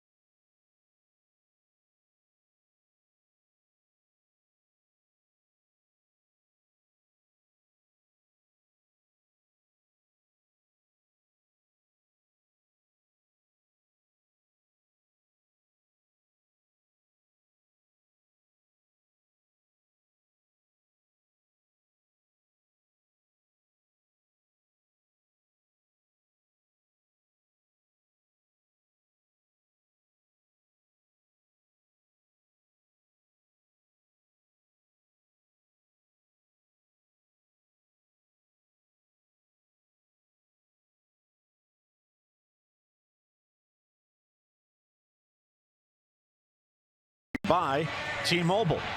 Well, the Home Run Derby will be held next Monday, and here are the participants: Giancarlo Stanton, Aaron Judge, and Gary Sanchez of the Yankees, Corey Bellinger, what a rookie year he's having for the Dodgers, Justin Bour, who went to George Mason University in Fairfax, Miguel Sano of the Twins, Charlie Blackmon of the Rockies, and Mike Moustakas. That'll be in Miami, and of course Giancarlo Stanton will be the favorite. That'll be it for Ubaldo. His spot is due second to hit this inning. Yeah, in a little National League Baseball, you're going to pinch hit. Don't have to do that in the American League with a DH.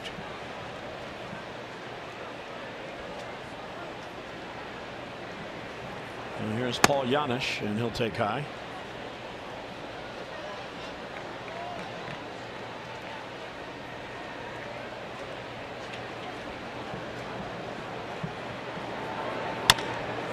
Grounded towards third. Right there is the third baseman Travis Shaw. High throw, but Marcus Thames with a nice play and one down. So one away in the Orioles' 6th inning. We invite you to join the Oriole Advocates in celebrating 25 years at Oriole Park. It's the 25th anniversary luncheon presented by MeQ, Baltimore's credit union. It'll be held on Friday, August 18th from noon until 2 p.m. in the warehouse. Celebrate the ballpark that forever changed baseball and honor returning members of the 1992 team. Tickets are $100. For all the details and to purchase tickets, 410-247-2703. Hyun-Soo Kim will pinch hit for Ubaldo. Kim brings an 0 for 11 up to the plate.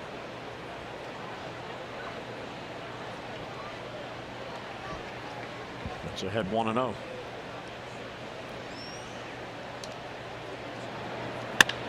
Hyun-Soo Kim, the right field. That sends Santana back on it. And on the warning track, he makes the catch for the second out. So 2 down here in the Orioles' 6th inning. For every Orioles walk, Care First Blue Cross Blue Shield contributes $50 to support the American Diabetes Association. The Orioles have drawn 210 walks for a total of $10,500. Care First Blue Cross Blue Shield encourages each of us to take that first step towards a healthier and a more active lifestyle. So here is Seth Smith batting with 2 outs and the bases empty. That's kind of the way you want to face Seth. Yeah, the ability, and you know, again, he hasn't been red hot lately, but what you find out is he's a tough out because he can hit the ball to all fields. You know, we talk about Mancini for a veteran hitter. He can drive the ball to left. They put the shift on him, at least as far as ground balls, but in the air, they play him a couple of steps the other way, to left. And these are the situations where you got to bunt. You have to. But you know, I mean, I'll tell you what, you need an air sickness bag to hear it. How many times have the Orioles have talked about in spring training? By the time we get out of here, we're all going to be able to bunt, and they never do it. So again, we can sit up here, and it's so obvious because again, center field, Broxton is there. Yeah, so I mean, he smokes it, hits it about as good as you can hit it. But if he put it down, it would have been a base hit, and the Orioles would have been a little bit closer to having a rally.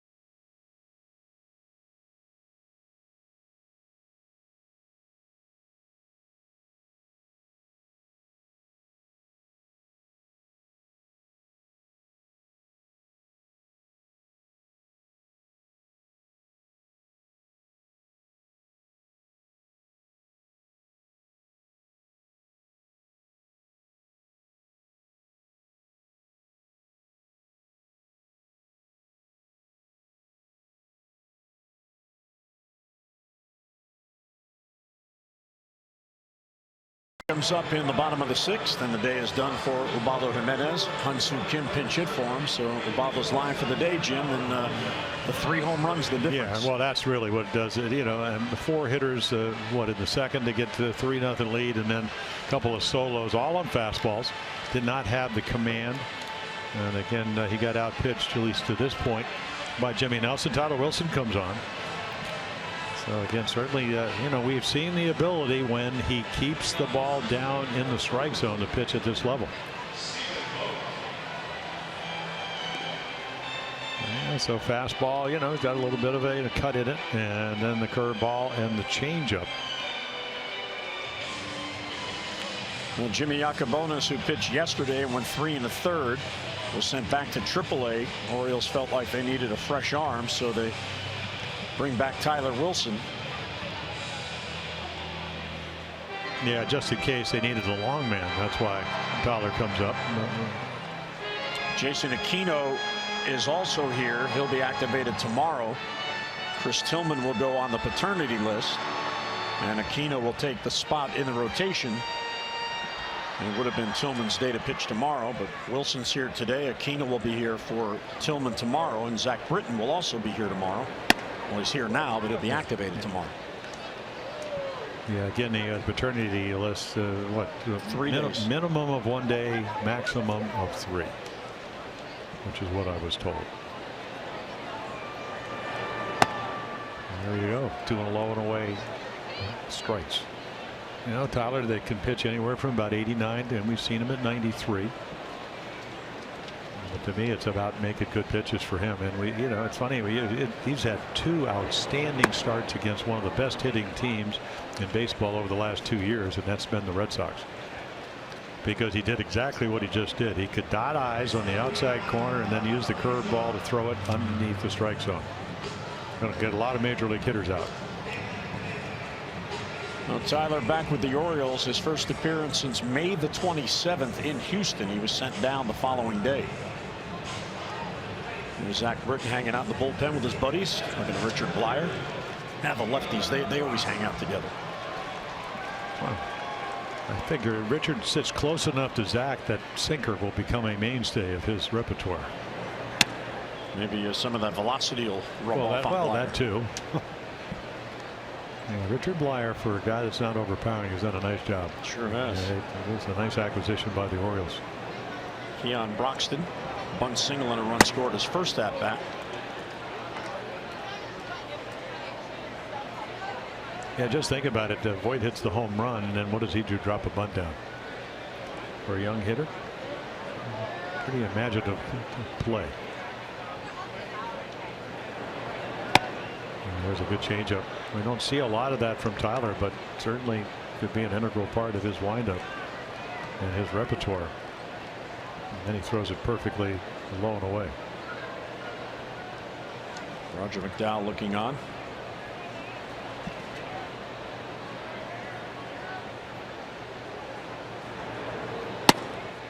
Well, you knew something was up when Tyler Wilson was scratched from his start at AAA Norfolk. These are usually the telltale signs that there's going to be a player move. This wasn't certain what the move would be. And a strike on the outside corner, another off-speed pitch. Yeah, I think Keon Broxton thought it might have been away. I mean, again, it's perfectly thrown somewhere around the outside corner. And it's almost a George Foster where he went across the plate. Take a look right here. I mean, right. And he's looking just to see if that ball's on the plate, and it wasn't. So for a young hitter, he doesn't agree with Gabe Morales. And Morales giving Tyler Wilson an extra inch or 2 on the outside corner, and he takes advantage of it. Well, his start would have been yesterday. He last worked last Wednesday. So he's on not only normal rest, 1 extra day of rest.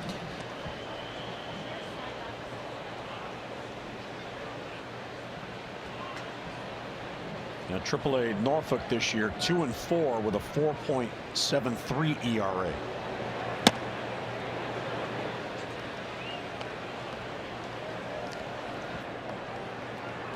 RC an RBI single in the second, and he's also bounced out.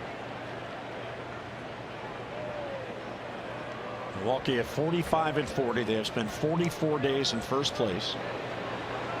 Young players gaining confidence in what is a down year in the NL Central. They are the only team in the division above 500. The Cubs are at 500, 41-41, and the other 3 teams below. Another ground ball to Giannis, who tucked in between hot, played cleanly. And Tyler Wilson, a very solid 3-up, 3-down inning. We head to the 7th, 5-0 Milwaukee.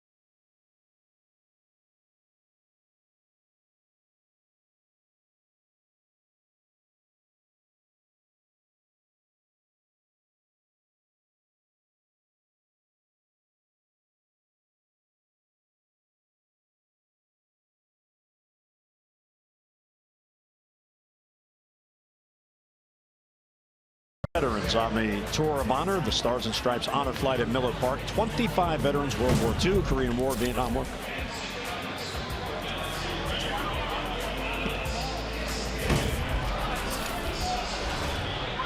Okay.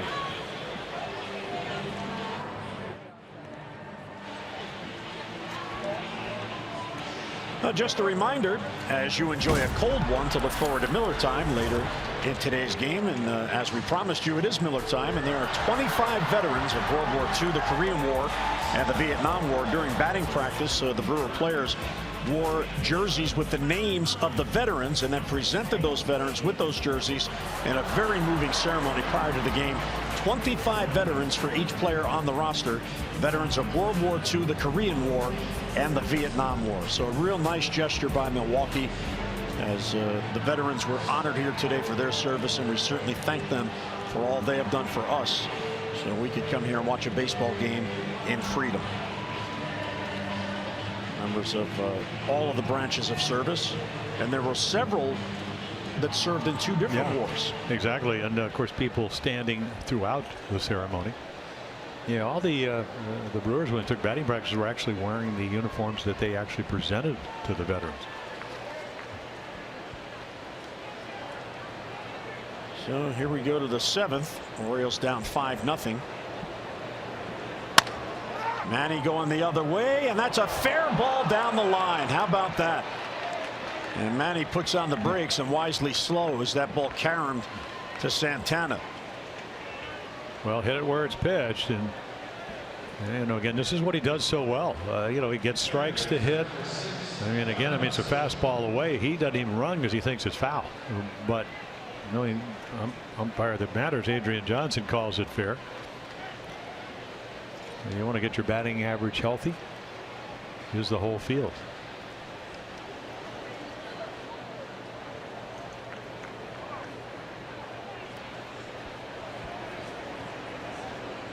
So can the Orioles get something going here? Second time they've had the leadoff man on. Well, they need to get Nelson out of the game. You know, he's pitched. They only have 1 complete game, and he's pitched it against San Diego. Have a good bullpen. Get them active. And again, I mean, look at those pitch counts. Very, very efficient.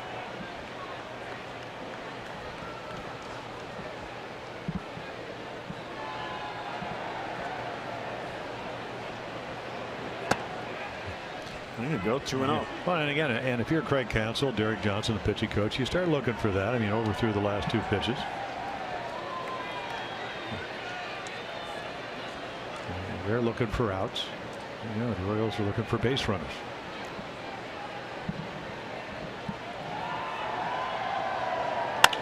Line drive. There's a base hit for Scope. And Manny will go to second and hold there. And Perez having a tough day and left. Bobbled one early on, and then bobbled that one. The Orioles on the road, they have certainly struggled this year. You see the record, 15-26, tied for 13th in the 15-team lead. Runs per game not so bad. Home runs 11th, but the starters ERA and the relievers ERA, starters dead last in the league. Now they've won their last 2 road series, as they won at Tampa and then Toronto on that last road trip. But really, the struggles have been ever since the 22-10 start, where it began to turn around. The Orioles are 18-32 since that start. Yeah, for 15, you know, we got a note today, what, 15 losses, 5 runs or more, and they've given up almost 19% of their runs in those games.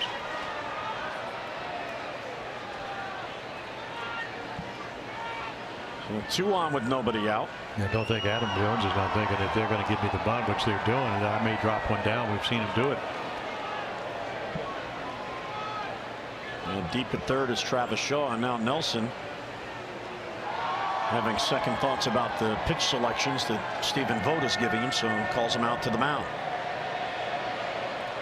Second time in the game the Orioles have had 2 men on base in the same inning. But in the 5th inning, after the back-to-back 1-out singles by Trumbo and Mancini, Caleb Joseph hit that line drive right at Shaw, who turned it into a double play.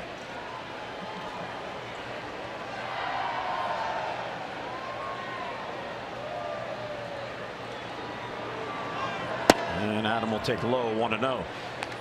Let's get a look at our leaderboard presented by Coons Automotive. When you're talking cars, you're talking Coons. And the Orioles 292 runners in scoring position as a team, the highest in the league. Visit Coons.com. That is popped up, foul down the right side. Over is Eric Thames, and he can't make the catch. And Adam has life.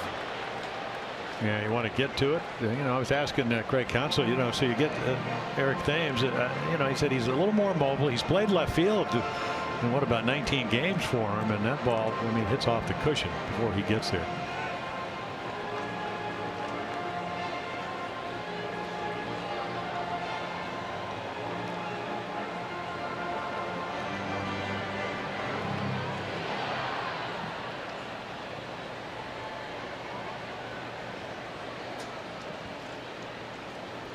So we'll see what Adam does here with the extra swings.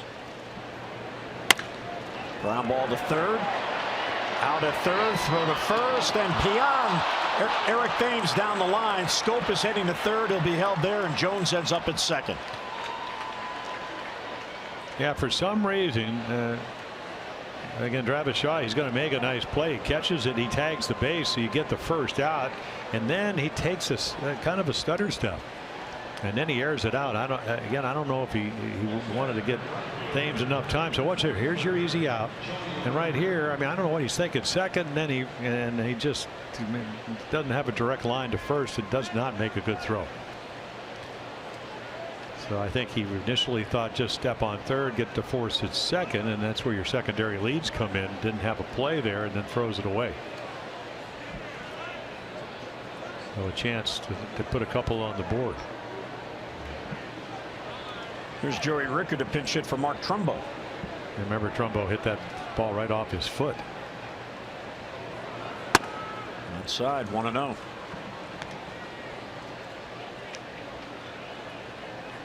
So you certainly hope it is just something that will not affect Mark for any length of time.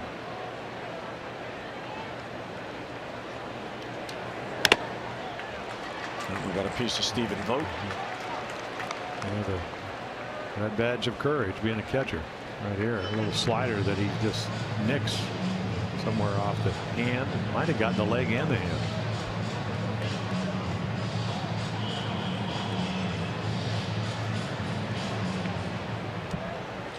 So 2 in scoring position with only 1 down.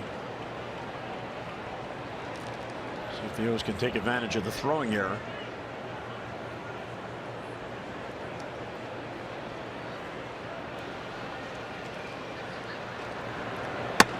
Outside, good take, 2-1. Now Joey, without a doubt, is due. He's 1 for his last 11. In his last 8 games, he does have 8 hits, including a home run. Well, yeah, again, remember he had the big game against Faria on Friday night. The home run, double up the gap.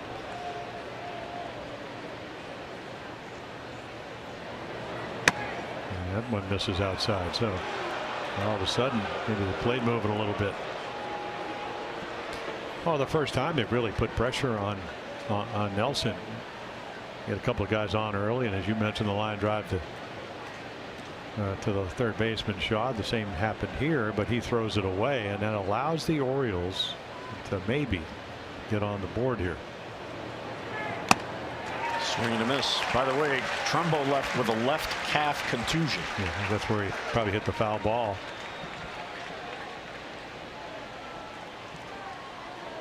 Nelson has struck out 6. His last strikeout came to Schoop to end the 4th inning. He had 6 strikeouts for the first 12 outs in this game. 3-2 on Ricker. That ball's hit softly to center field. Broxton in on it. He's not going to get it. Adam had to hold to make sure. A throw comes to the plate, and sliding in safely is Schoop. There's an RBI single for Joey Ricker. The O's are on the board. It's a 5-1 game. You talked about he's due. Well, you know, how do you get due? You make contact with 2 strikes, and it's not easy. Hard thrower, choking up a little bit. You don't see that in the game very often. And you can see Broxton has a very strong arm. Bang, bang at the plate. Jonathan with a crash landing for the first run. The Scope comes in. 3 hits in the inning. 5-1 game. Yeah, they get an extra out when Shaw fails to turn the double play, and we'll see how that plays into the conclusion. Bobby Dickerson talking over with Jonathan Scope about that play.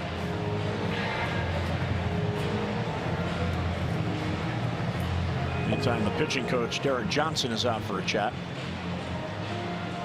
So now a long ball make it very interesting.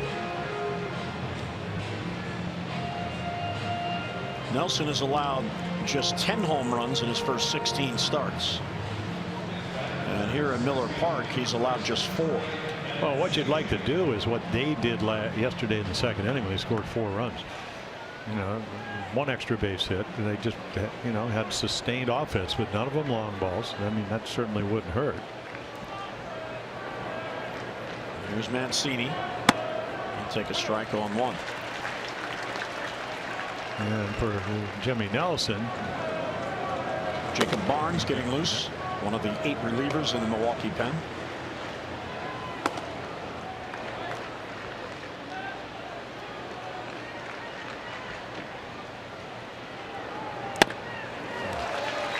yeah, I don't see that very often.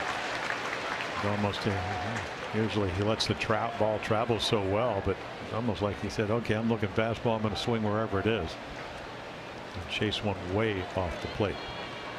Adam Jones at third, Joey Rickard at first. There's 1 down. Orioles trying to take advantage of the throwing error by Travis Shaw. You saw Vogt signal the middle infielders where he will throw if Rickard takes off from first base.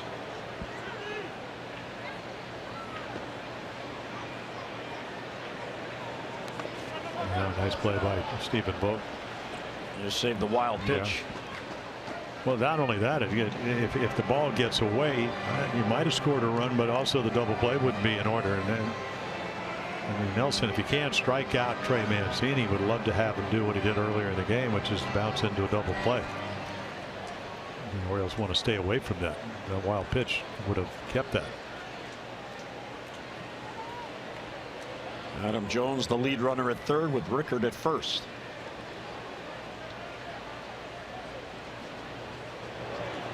And he got him. Yeah, a little, not a backup slider, but one that stays up a little bit, but ends up right on the outside part of the plate. Last guy to win 30 games, Denny McLain, was a master of this pitch right here. You know, again, you hang it, but it's away enough and has enough break and enough velocity, hard to get the bat on it. Swings right through it. So that's kind of a big time for your 7th strikeout. Here's Caleb Joseph, who lined into the double play when the Orioles had a rally going in the 5th. First and second and only 1 down. And he'll take a strike. So as the shadows move closer towards left field, you see some more sunshine now coming through the windows that are up above the first base grandstand.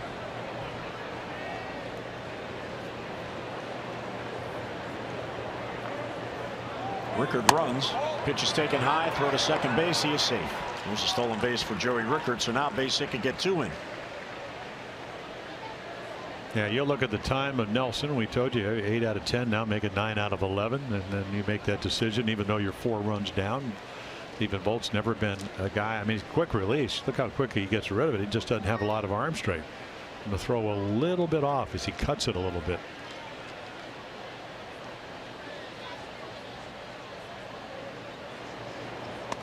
Nearly hit him.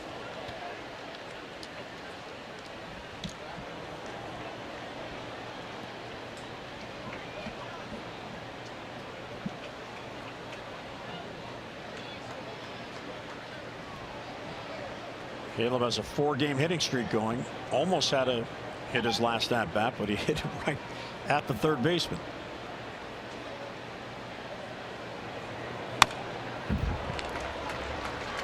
Count evens 2-2 on the foul ball. He had a pretty good cut there.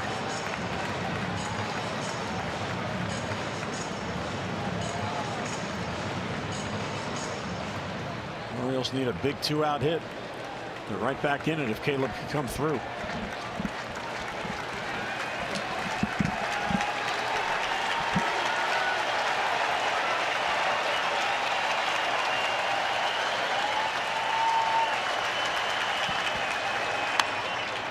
Fights it off to stay alive.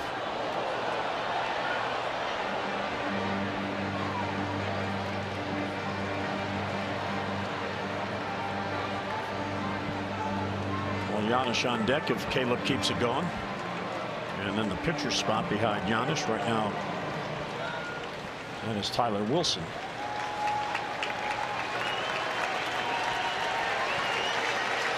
Another 2-2 pitch. And he got him. So Jimmy Nelson gets back-to-back strikeouts, and he is pumped. Orioles settle for a run. The Hyundai Better Than Ever sales event with the best total savings on select models in Hyundai's history. It's going on now at your Hyundai dealer.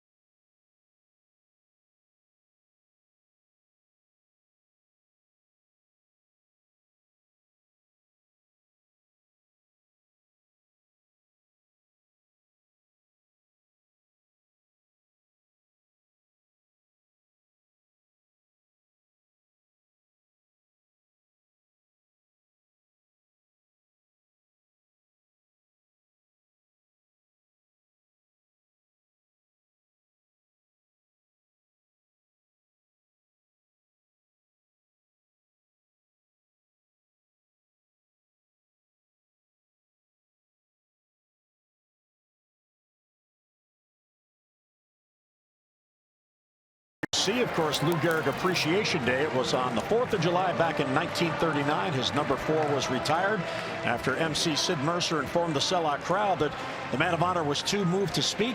Gehrig changes his mind when skipper Joe McCarthy encouraged him. And here's what Lou Gehrig had to say. For the past 2 weeks, you've been reading about a bad brag.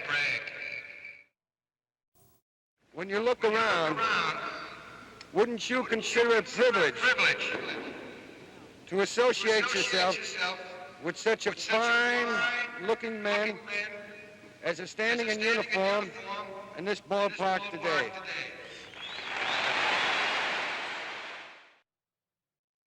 Today, I consider myself the luckiest man on the face of the earth.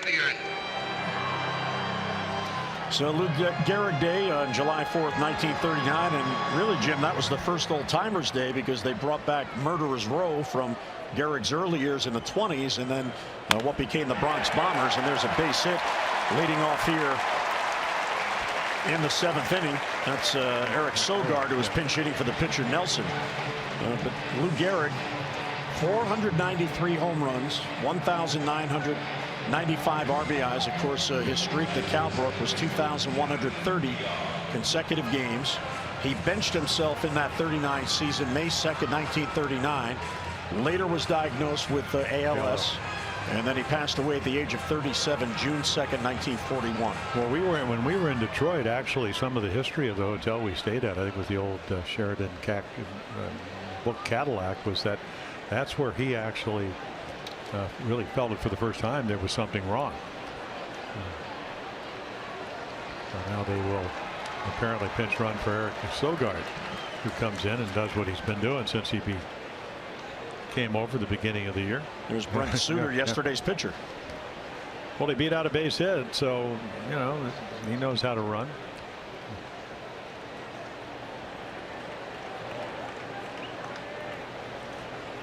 Apparently, you know, there's an article in this morning's paper after he pitched so well yesterday, and as a spot start, said that he runs like a raptor. Okay. So apparently, I didn't notice that yesterday, but apparently a lot of his teammates have got caught up in that. Villar's had a tough series. He's 0 for 3 today. Has struck out 3 times. He's 0 for 8 in the series with 6 strikeouts. But just look at it. He's having a tough series, and you know, the Brewers, if they can hold on to this lead, are going to win 2 in a row. They were at 500 at home until yesterday. And 23 and 23. A couple of back-to-back changeups that he won't chase.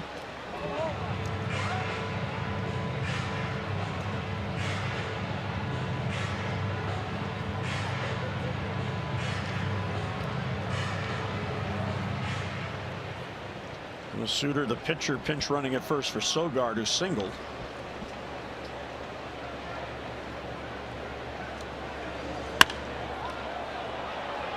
Back out of play, count evens 2-2.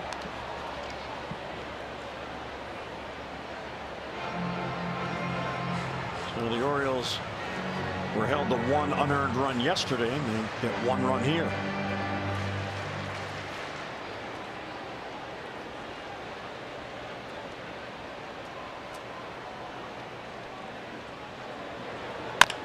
There's a slowly hit ball. Oh, Tyler Wilson gets to it quickly and out at safe at second base. Giannis felt he kept his foot on. Eric Cooper said no. Yeah, they'll probably look at it. It does not make a good throw. Gets to it very quickly.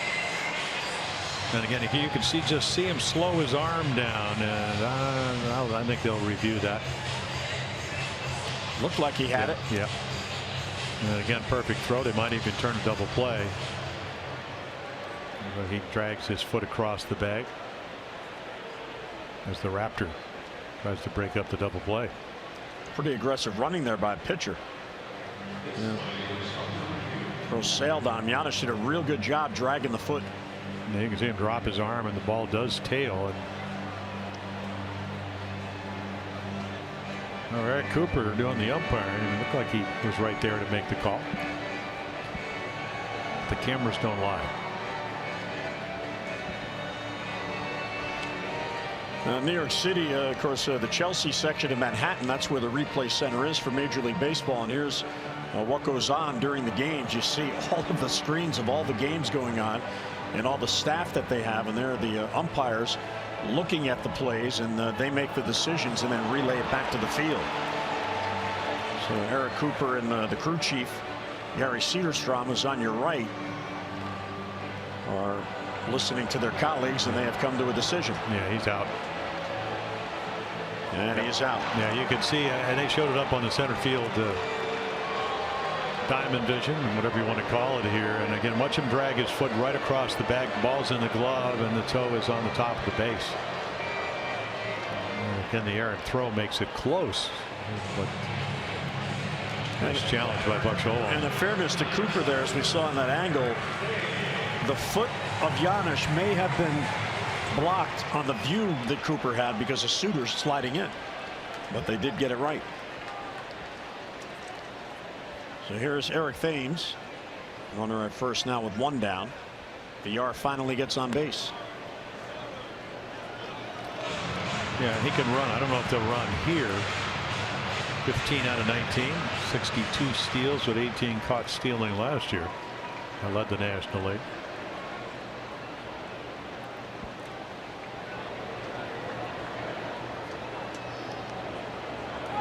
goes. Caleb's throw, the tag. He is out at second base. He's out. And he's going to third. And right here, they tag him again. Now, again, what if you say, what if the umpire got it wrong again, but he guys to go to third, you're out? I just think he assumed that what was going to happen is, and again, he gets a good jump, a strong throw right on the money. And again, he looks safe there, but they. And again, I mean, I don't know what he's waiting for, but he tags him up on the arm. He's out. Manny blocked the base. Yeah, did he? See, well, that's pretty close. But anyway, he's still waiting, and now all of a sudden a late throw. And 30 seconds is up, and Gary Cederstrom is asking Craig Counsell what you're going to do, and it's going to be no challenge. So you don't have a choice. Stealing. Well, the minute he didn't stop at second, you're out at third anyway. So that'll be a caught stealing 2-5 because the call was out at second base. Yeah, if he just stays put at second, you're going to issue a challenge, and you might have gotten it reversed. A couple of back-to-back tough calls for Eric Cooper. Yeah, VR, if he was going to run to third, he shouldn't have been yelling to the bench to go to the challenge as he was running, because he was tagged out anyway. But see, he didn't think that he was out. Yeah. Thames has one of the 3 home runs in this game, all 3 hit off Ubaldo. 5-1 game.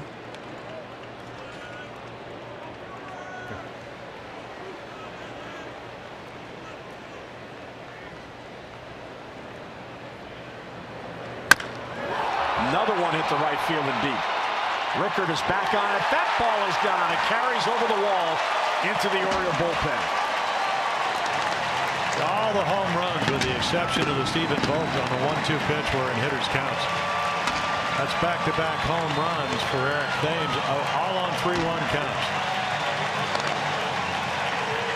So how about if you're David Stearns, you're the GM or the Vice President of Baseball Operations, and you go to Korea, give a guy a 3-year guaranteed contract, and that, got 24 home runs?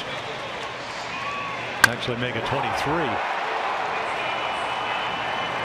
And 11 of them in the month of April.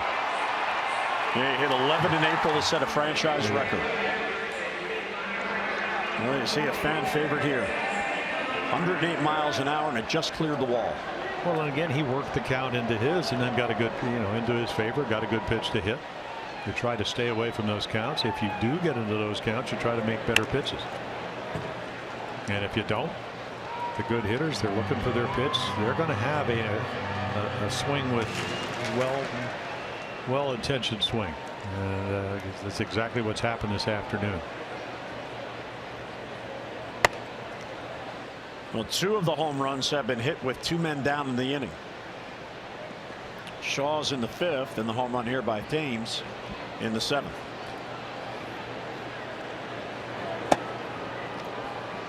Yeah, there's been 3 home runs hit on 3-1 counts. And the other on the 1-2. That was Vogt back in the 2nd. And that was the one glaring mistake that Ubaldo Jimenez made. Totally contrary to the start up in Toronto.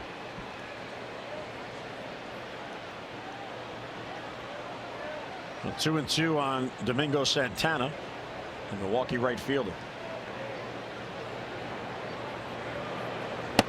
And he got him. Off-speed pitch, but Milwaukee adds a run. We head to the 8th. 6-1 Brewers. To all of our military personnel, happy 4th of July. Just want to thank you for everything that you do defending our country.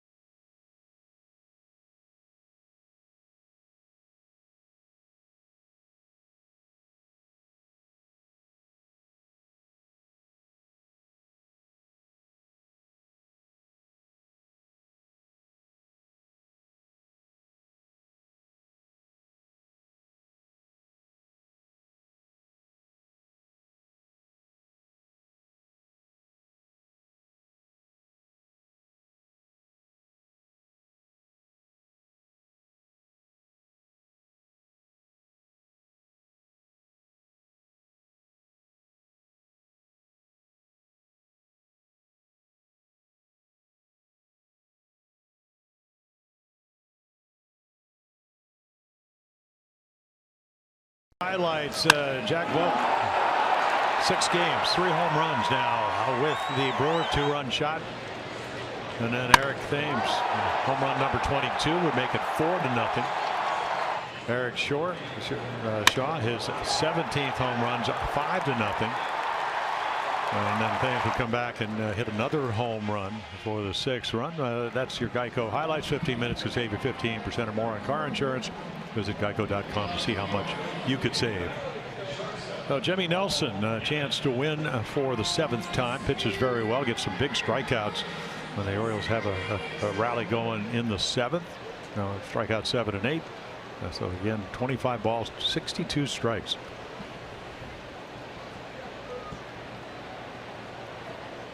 So here is Jacob Barnes coming on. First pitch to Paul Janisch. And take a look at our Jiffy Lube pitching change. It's brought to you by Jiffy Lube. Jiffy Lube stores now do brake services. Stop in and let Jiffy Lube perform a free brake inspection today. So real good numbers, hard thrower. And again, you can see 95 to 96.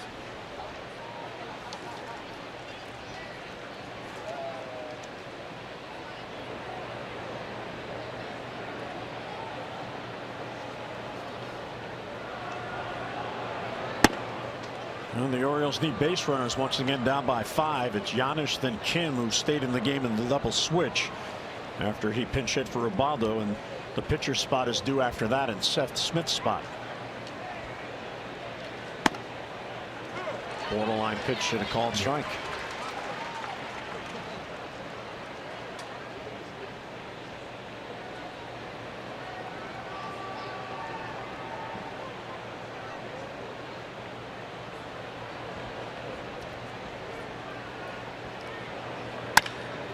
Right field. Easy play for Santana. And then Janisch is retired, 1 away. Well, on this Independence Day, USAA honors those who have served and all of our service members at home and abroad. Happy 4th of July.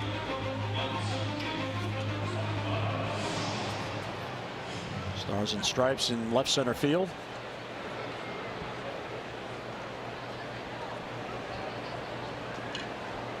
Here's Hyun-Soo Kim, pinch hit for Ubaldo in the 6th and stayed in the game in left field. He flied out to right field to the warning track. Yeah, hit it, hit it pretty well, but didn't get it full blows. And you can see Jacob Barnes has got a big arm. 14th round draft choice back in 2011 and worked his way through the minor leagues as a starter. So fastball in the upper 90s. And a hard slider and occasional changeups.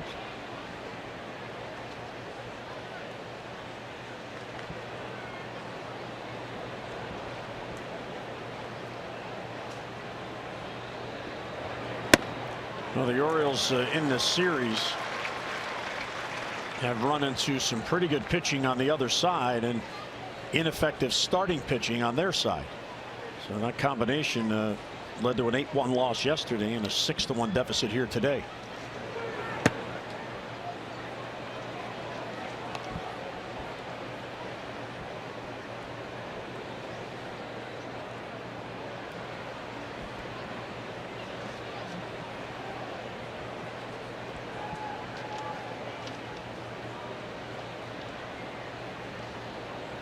Two and two on Kim. All 3. And because of the windows behind the grandstand on the first base side, the pitcher once again is out in sunlight. Very hard to see the ball here. Check swing. He went around. So Kim is down on strikes and 2 away. And the first 2 retired in the 8th. Well, fans, the Orioles will be hosting the Texas Rangers and Astros beginning July 17th at Oriole Park, and after the game on Friday, July 21st, enjoy a post-game fireworks display presented by Midstate Community Bank. And then on Saturday, July 22nd, all fans 21 and over receive an infielder's bottle stopper set. For tickets, Orioles.com or 888-848-BIRD. Well, 2 down. Here is Craig Gentry pinch hitting for the pitcher Tyler Wilson.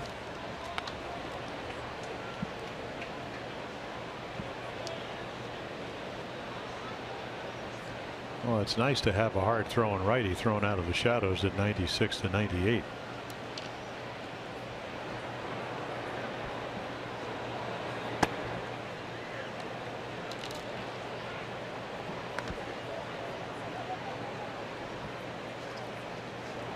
Gentry 4 for his last 14.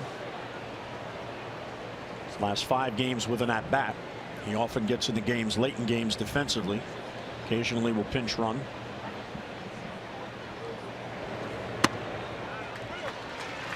So this leaves Ruben Tejada and Wellington Castillo as the remaining bench players.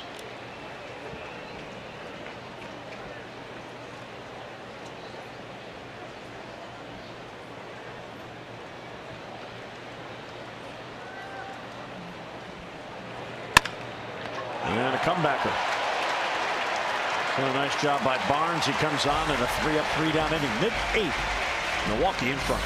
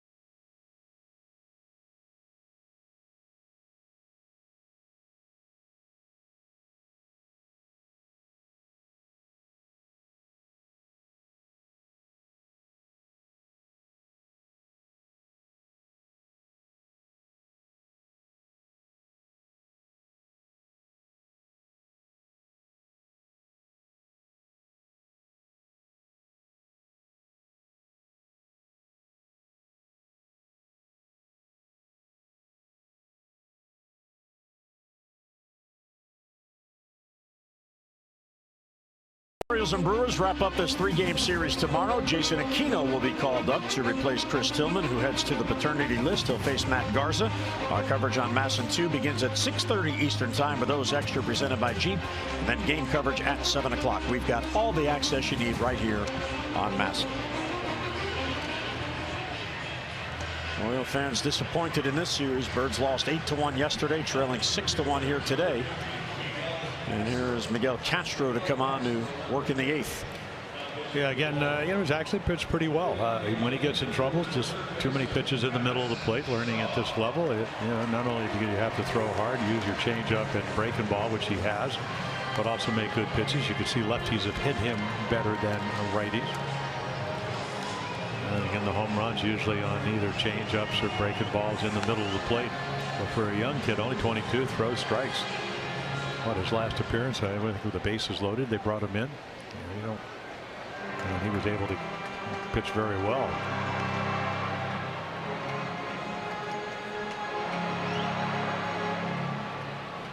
Going to be Travis Shaw leading off. Hernan Perez to follow, and then Stephen Vogt. Orioles trail by 5 and have 1 at bat to go.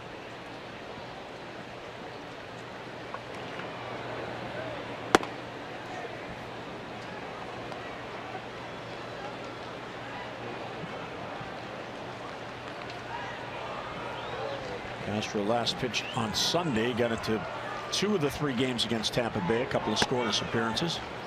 Yeah, see, there's the good changeup. Boy, does Travis Shaw have a rhythmic swing. I mean, there's a lot of movement, but he triggers the bat and he gets the toe touch. He gets it all done, and just a rhythm to it. There's a little trying to get the foot down before as he recognizes the ball.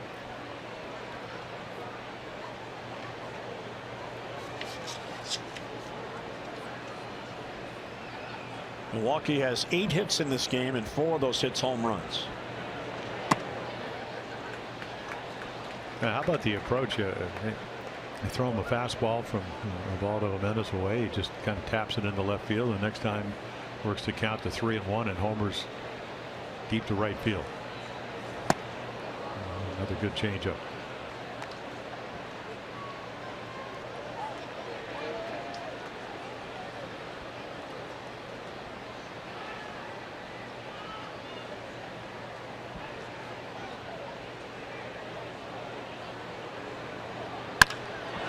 Center field, he got a lot of it. Adam Jones on the run, and he runs it down. Wow, that ball was dipping in a hurry.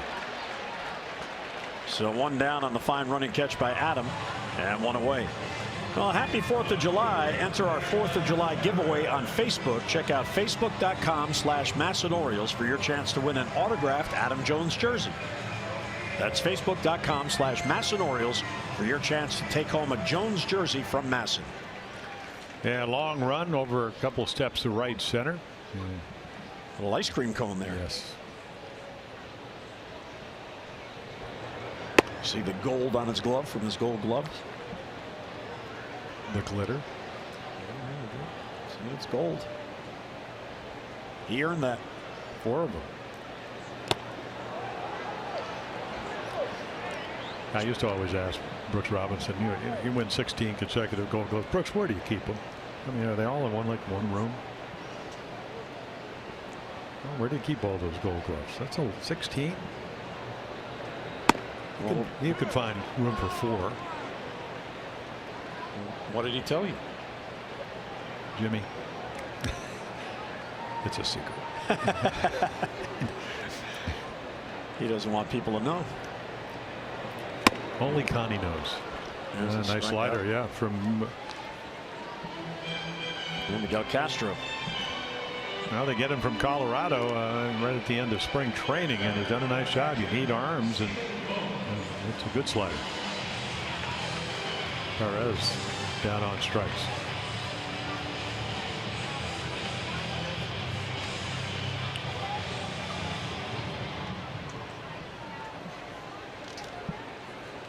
Here's Stephen Vogt, has had a good day. 2-run home run back in the 2nd. This one to left field, playable for Kim.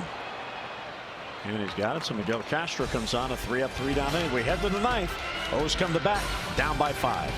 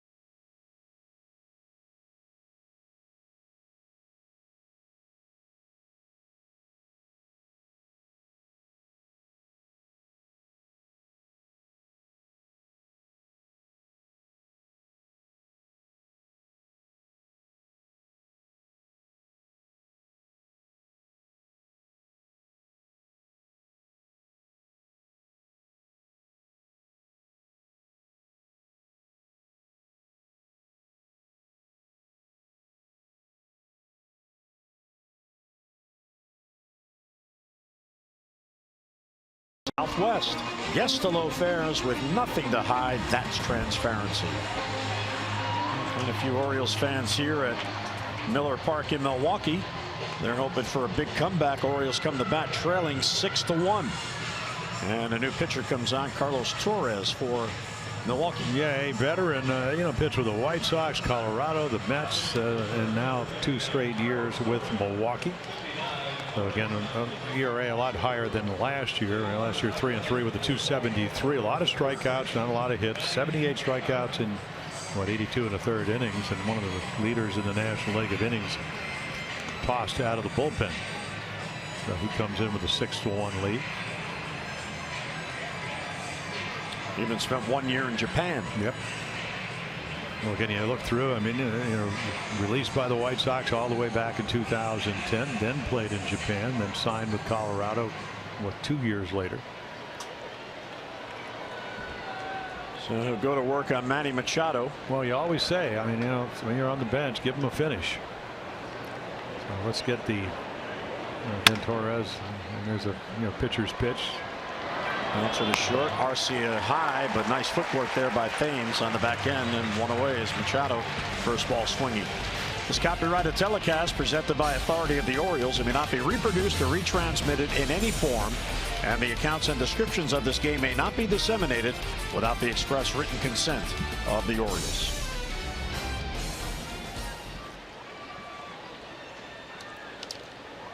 So one down. Another tough day at the plate for Manny. Here's Jonathan Schoop, who singled in the 7th inning after Manny's squib hit down the right field line. In each game in this series, the Orioles 1 run, and each time it was an unearned run.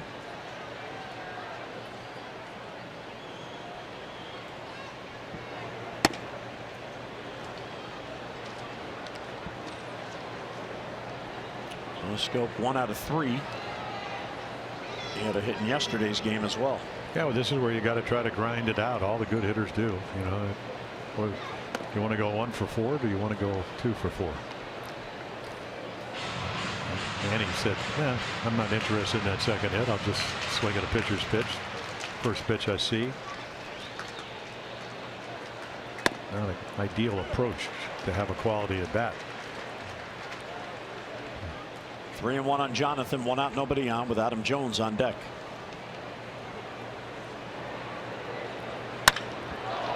Got into this one. Deep left center field. That chasing Bruxton back, and that ball is gone. Jonathan Schoop hitting it out. So what now? 4 home runs on 3-1 counts this afternoon. 3 by the Brewers, 1 by Jonathan Schoop and the Orioles. Broxton, I mean, he was going to try to kangaroo over the center field fence to bring that one back in, but it just went too far. Almost hit our center field cameraman. So number 17 for Jonathan Schoop, his team leading 52nd RBI. So it is a 6-2 game. Well, again, I mean, there's a lesson to be learned. He worked the count. He wasn't anxious. He took he got to see 5 pitches and hit the 5th one out of the ballpark. And let's get a look at our Lexus 1000 drive of the game. Yeah, again, backspins it. I mean, this is the one thing Jonathan's been able to do. Again, he can look for a fastball. He gets a fastball. There's Broxton trying to run it down, and it's well over the. Lexus 1000, the area's #1 volume Lexus dealer for 7 straight years. Come see why at LexusOfTowson.com. It's just not happenstance that 4 of the 5 home runs have been hit on 3-1 counts. Adam against the shift, and that's going to find its way into right field. What a great approach there. Well, that's what you do. I mean, you get 3 strikes. You want to swing at their pitches or your pitches. So the more you get to see the velocity. I mean, that's just a fastball away, and it's a fast infield. It's not a novel approach. A lot of good hitters have gotten base hits to the opposite field. Pitching coach Derek Johnson is coming out for a visit. Meanwhile, they'll get, they got an all-star closer. I don't know if that's Corey Knebel getting up. So Knebel, who made his first all-star team, and you want to see about a guy with a power arm and a great hook.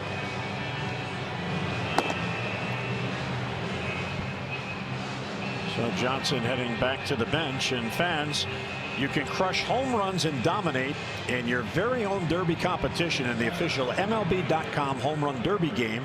You can get it at the App Store or Google Play. Swing for the fences against more than 10 million players from around the world. as your favorite Derby All-Star. Download Home Run Derby for free today.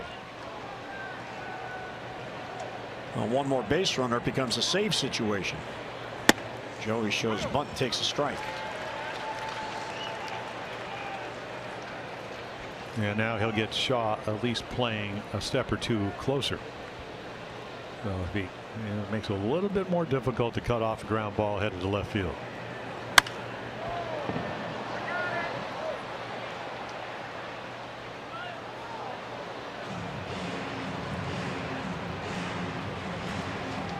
Rickard pinch hit for Trumbo, who left the game with a contusion on his calf. Foul ball that hit him. And Joey has driven in the Orioles' only run with a bloop single to center field. He then stole a base. He's behind in the count 0-2. And he got him. Yeah, nasty breaking ball. Perfectly thrown. Exactly what you want to do. You know, you get a guy that, you know, I mean, he's still a young hitter. Hadn't a lot of major league at bats. You know, usually matchups against the lefties. But again, to finish him off with a devastating slider. So the Orioles down to their last out. Here's Mancini. Looks it over for ball one.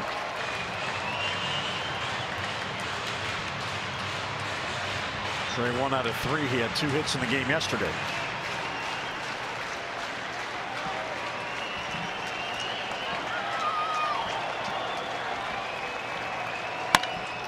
Center field, that chases Broxton back.